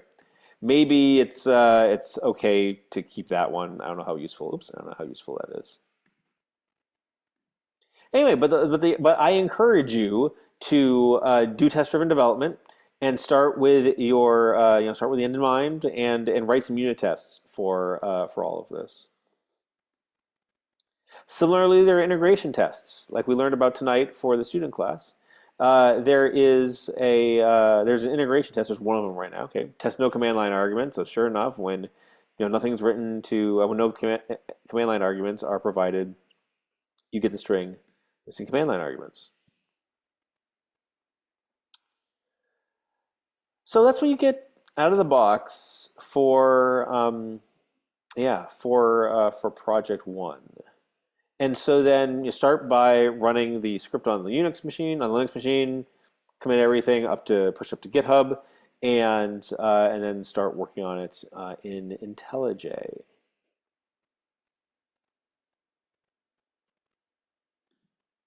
Before we move on, I just want to check to see if there's anything else here that's important to talk about. I think that we covered all of that. Oh, you can run Maven site if you want, but I'll go into more. It's not required. I'll go into more detail about it later. Can we add a phone bill test file? Absolutely, you should. Yes. Thank you. That's a very good question, Susan. I appreciate you asking it. Yes. Feel free to add more files, more classes if you want. Nothing wrong with that. You don't have to, but well, yeah, you need to do something to get the code coverage we'll talk about. But yes, yeah, absolutely. If you think the right thing to do is to add another class, add another file, please do so.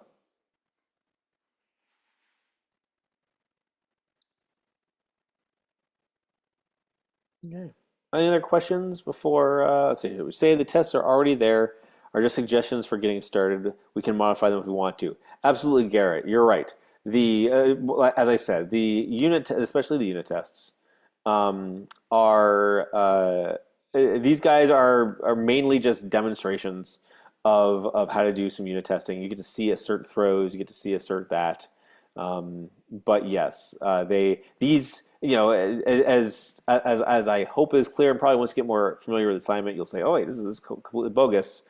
Right? Yes, you need to implement get time string. Yeah, phone calls should have different callees. So this test is essentially bogus. And so yes, please remove them. Actually, probably just delete them is the right thing to do, and then start over with unit tests that actually do validate the functionality that you have. Nice. Okay. So that was the project one assignment. And so actually what I want to turn to next, let me go to the getting started repository. I want to talk about submitting, because someone asked about submitting, and that would be an important detail. Let's see here. How can I commit? How can I get a copy? How do I submit my projects? So here in the README is how to submit your projects. So lots of stuff to read here, and I'll highlight some things. So one of my challenges as the facilitator of this course is scaling to the number of students who want to take it. Right now, actually, I think we have a great class size. We have about 30, which I think is just perfect for this course. However, I've had as many as 60 at times, and when I did have that many students, even though I had like 2 graders and stuff, I was very attuned to where we were spending our time, because I want to make sure that those of us who are supporting all of you, especially me, can focus on the interesting and valuable and time-consuming activities like like providing feedback and interacting on Slack and preparing for lecture and all that kind of stuff.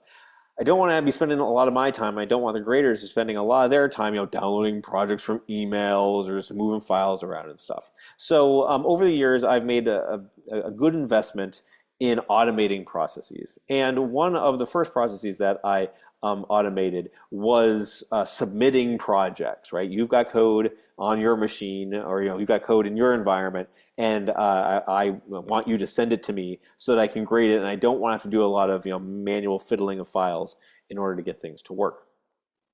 So the way you submit in this course is that there is a submit.sh script in the checkout. Actually, I'm going to hide this so we can see both sides of it. And so I'm going to, and it can only be executed on the PSU machines also, because it goes and it uses a PSU mail server to mail me something. So if I go back to my code checkout, as you can see, there is a submit.sh script, and I can, and actually the submit script is pretty easy to use.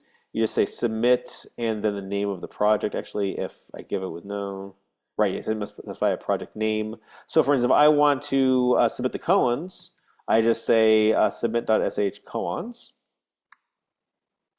And what it does is it goes through and it takes all the source code. It basically puts it all into a zip file after it runs the koans actually.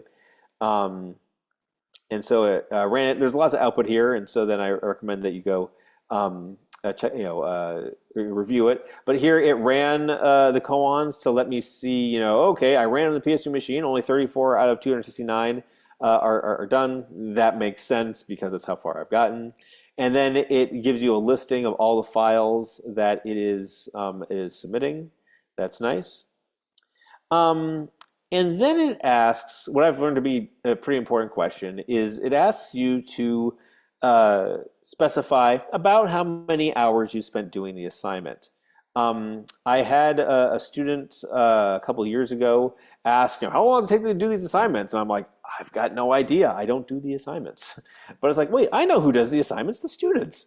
And so then I added the ability to record the amount of time it takes to submit.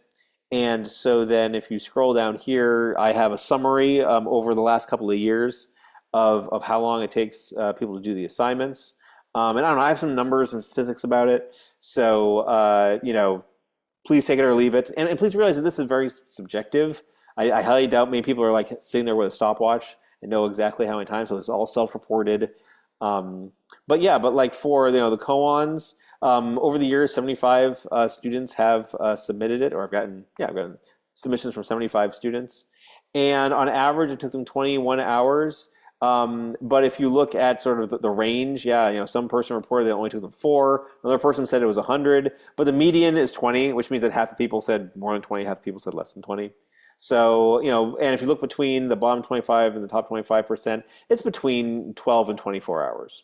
So here again, take these numbers as you will, but if you're looking to sort of understand what kind of time investment, or if you're looking to you said, wow, I did, it took me about this many hours. Is that normal? This might be able to help inform those questions. Don't know. But the input data into that is all here in the submit program. So I'll say I spent, we spent 2 hours doing all of that. And then it asks, hey, do I actually really want to submit it? I say, yes, I do. And when it does, it sends the code to the grader. So the grader has its own email account, and that's how then it's sent to the grader. Also sends you a receipt for it, and it tags the revision that you submitted in your repository. And I'm not going to go into it tonight because it's probably not it's kind of an exceptional workflow. But if you want, you can then branch off of that tag if you need to go back and make a bug fix or something to your project. And I have some instructions on how to do it here. So when you submit, it then sends an email to the grader account, and then what I do when I grade is that I download the submission from the grader email, and which I have code to do, and then I run a grading script through each one for each one of the submissions. And so what this does is it greatly streamlines the process for me and for the graders, so they can focus on looking at the output of your programs and then assessing it to give you a score and give you feedback on what you did. So bottom line is that you use a submit script. So you say submit koans, and then actually, do I have a? Oh, I didn't say. Sorry. You submit project one by I believe saying submit project one. Project one. Yeah. So this goes through and it builds the project and then we'll submit it to me. It's the same thing. It's going to ask me for how many hours that I spent working on it. After it goes through and builds everything, you want to make sure that your code builds before you submit, and so then your the submit program does that for you. It looks like something might have failed. Oh yeah, I'll cover that in a little bit. But anyway, yeah. So like I didn't spend any time on this at all, and then yes, we'll go off and submit it.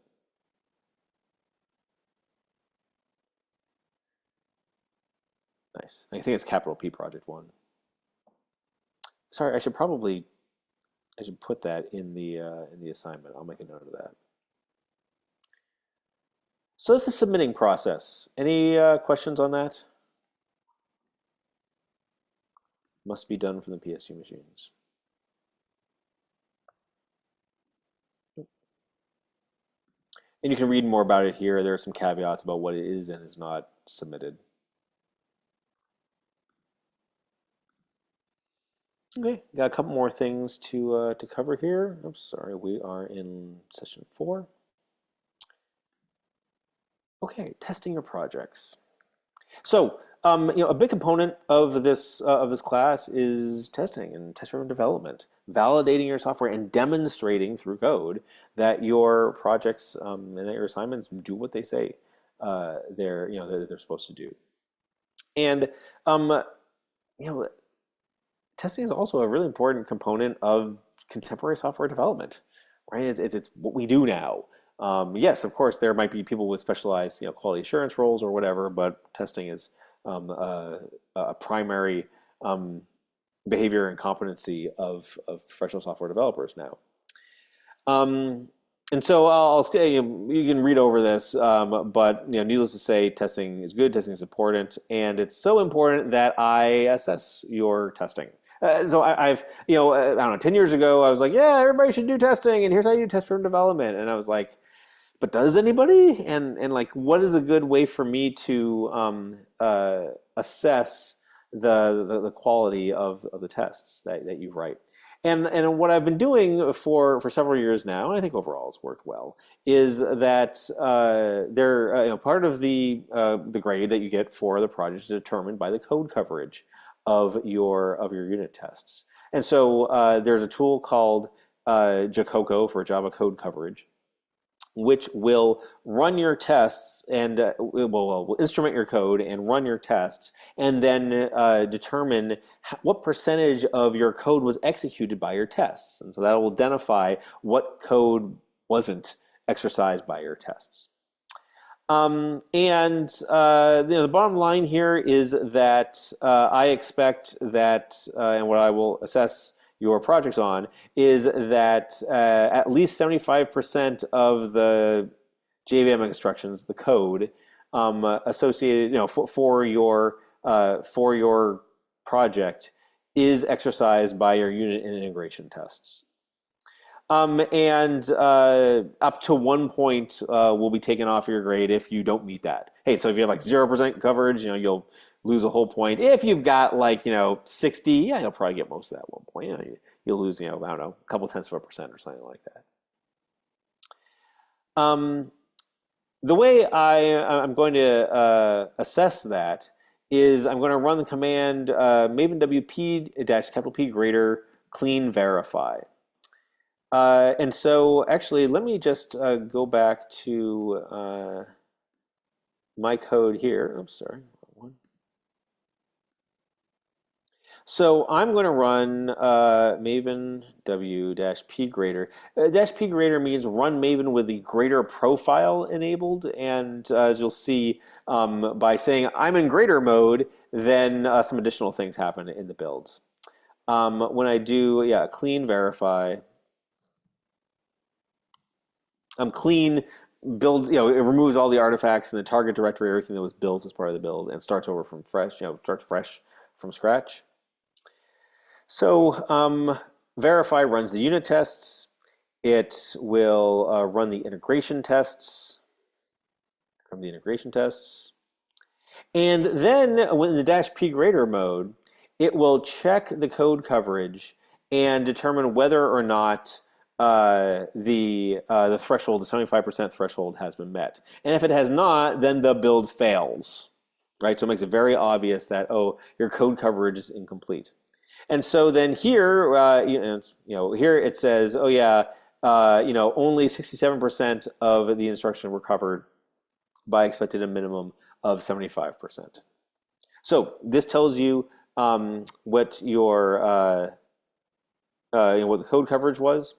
It also, when you run it, actually, I guess whether or not regardless of whether or not you run it in greater mode, a oops, a file is generated. Actually, several HTML files. A report. There you go. That's a good word for it. A report is generated in the target site Jacoco index.html file that will give you more information, let you drill down and find out exactly which lines of code were not exercised. Right. So for instance, here in project one, the red lines mean code that wasn't exercised, and so then no one ever called is valid phone number, and no one ever called the code that prints out the arguments to the command line. So this will tell you where you should start writing unit tests.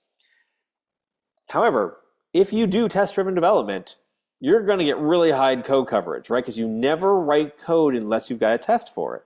So like if we go back to student, and let's run it again, and let's see what the student code coverage is, right? Because again, we did this test driven, and so then the only time we ever wrote code on the left, which was the production code, the code under test, is once we had a test on the right. So I have a feeling that the code coverage is going to be pretty high here because, again, the only time we ever wrote a line of code is when we had a test to pass. So yeah, it succeeded, and it didn't tell me what it was. I'm going to open up the HTML file. Look at that, 100% coverage. Oh, look at that. Now, the goal in general shouldn't be 100% coverage. Certainly for the course, hey, 75% is great. But even in the real world, you don't want 100% test coverage. You're probably trying too hard. It means, every exceptional case has a right. But here you can see, student, which is pretty simple. Like main, yep, all this code has a test associated with it because it did a test driven. So, the whole idea here is that I want to encourage you to test. And my incentive for having you write tests is evaluating the code coverage of your tests. And I recommend that if you do a test driven and you do a test first, then you'll have no problems meeting the coverage requirements. There's a little note here about an error that students often run into with IntelliJ and running the code coverage. So just wanted to highlight that for you. Oh yeah, some other things. Yeah, right. There's another place where you'll see problems if you call system.exit. Things like that. And again, this is the code coverage accounts for up to 1 point on your grade. Any questions about that?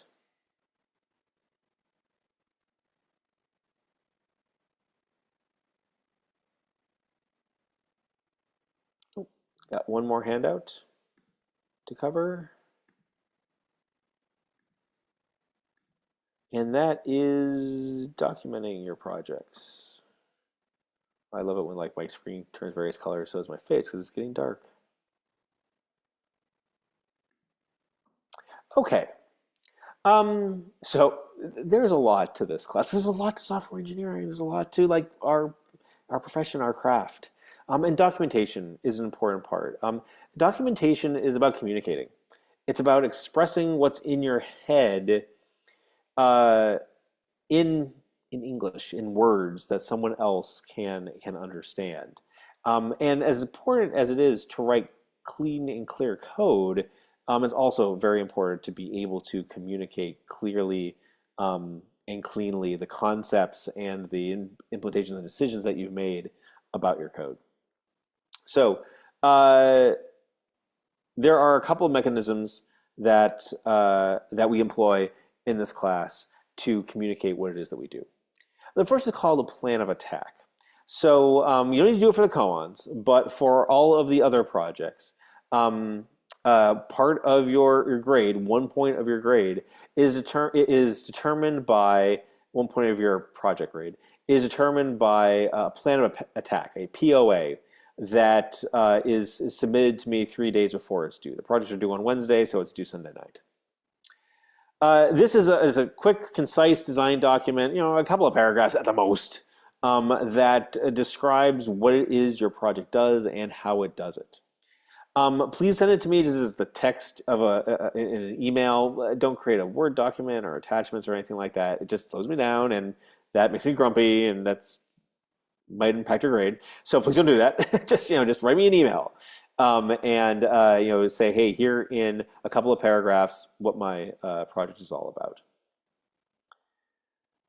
And email that to my cs@pdx.edu account, and please include the letters POA in the title, as well as the name of the project in the subject. I have some filters that will put this into a folder, so it lets me go through and grade them all in one fell swoop really quickly. So please do that. But as a consequence, if you've got an important email that you want to send me, don't put the letters POA in the subject. It'll get sent off into some folder that I only look at like once a week. Oh yeah, and by the way, even if you're going to use late days on your project submission, there aren't late days for the POA. So the whole idea here is, and I don't think it's terribly veiled, that the POA forces you to think, make some decisions, and write about your project several days before it's due. I don't want anybody starting the projects at the last minute. I know they might seem simple, especially the first couple of ones.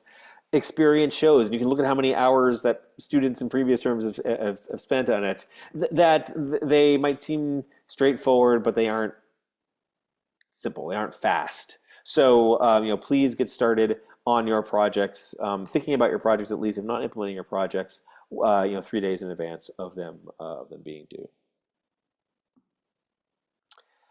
Let's see here.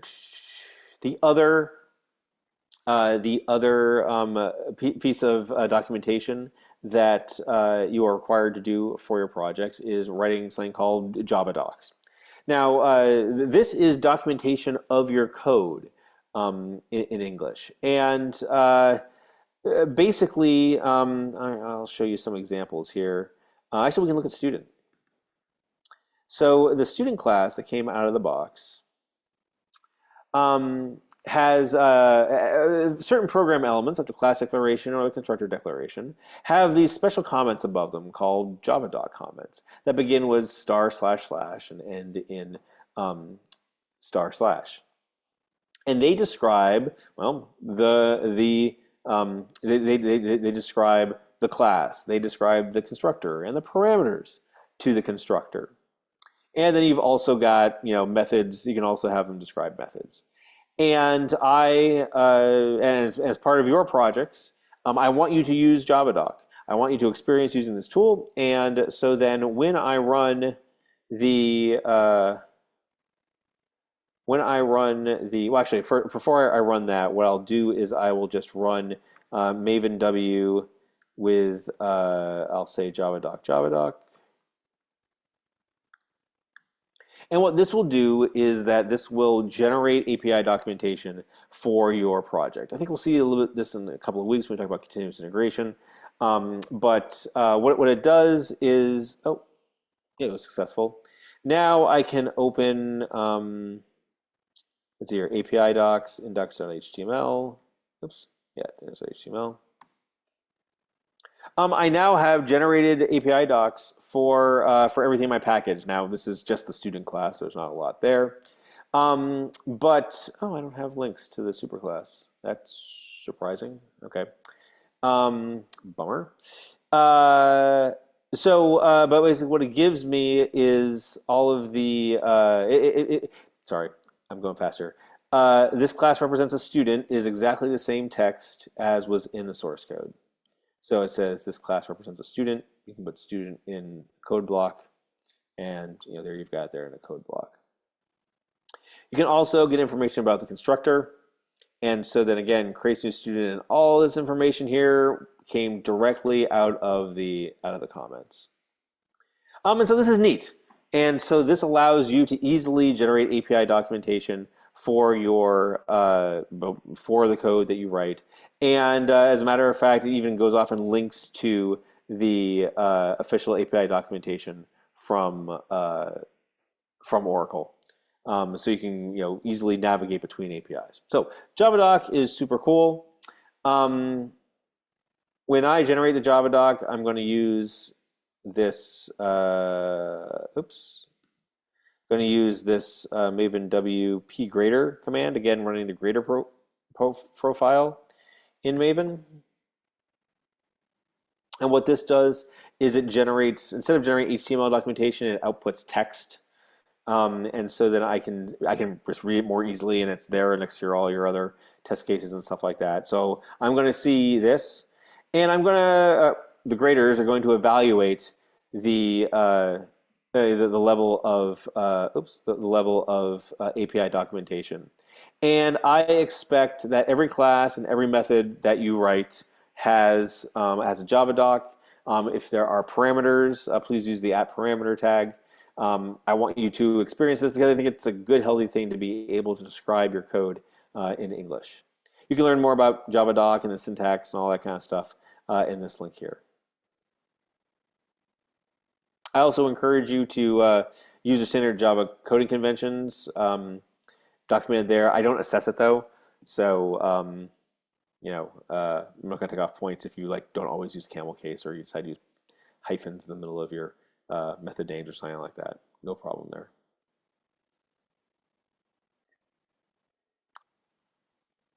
Also, and finally, as you may recall from the Project 1 assignment, every project has a -readme option.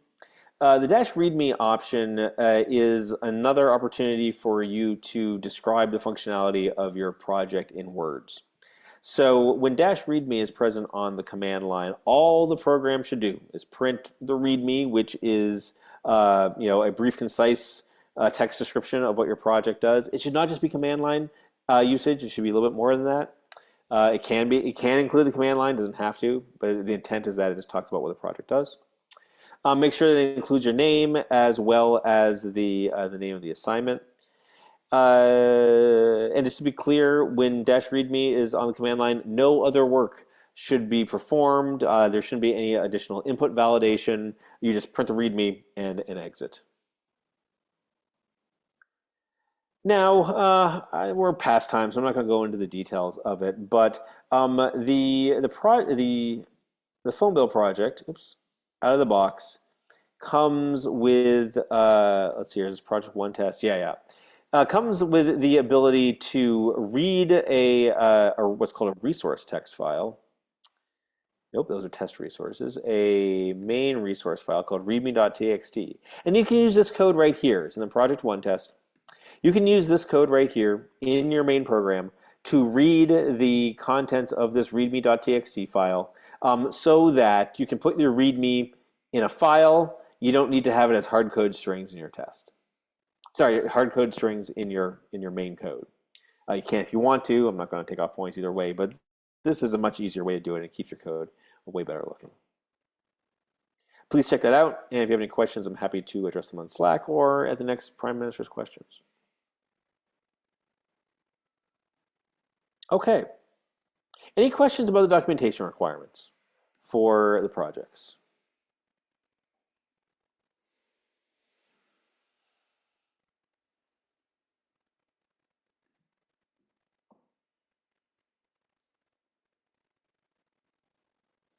Okay. That's all I got. Thank you very much. I do want to give you a quick preview of what's coming up next week. So we've got holiday. Hope everybody has a great, happy, fun, safe. All those good positive adjectives. Independence Day tomorrow, and hope that you get to enjoy yourself on Friday and the weekend. Also, if you're in the Portland area, stay cool. It's gonna be super hot. Stay hydrated. Take care of yourself and people around you, and your pets and all that good stuff too.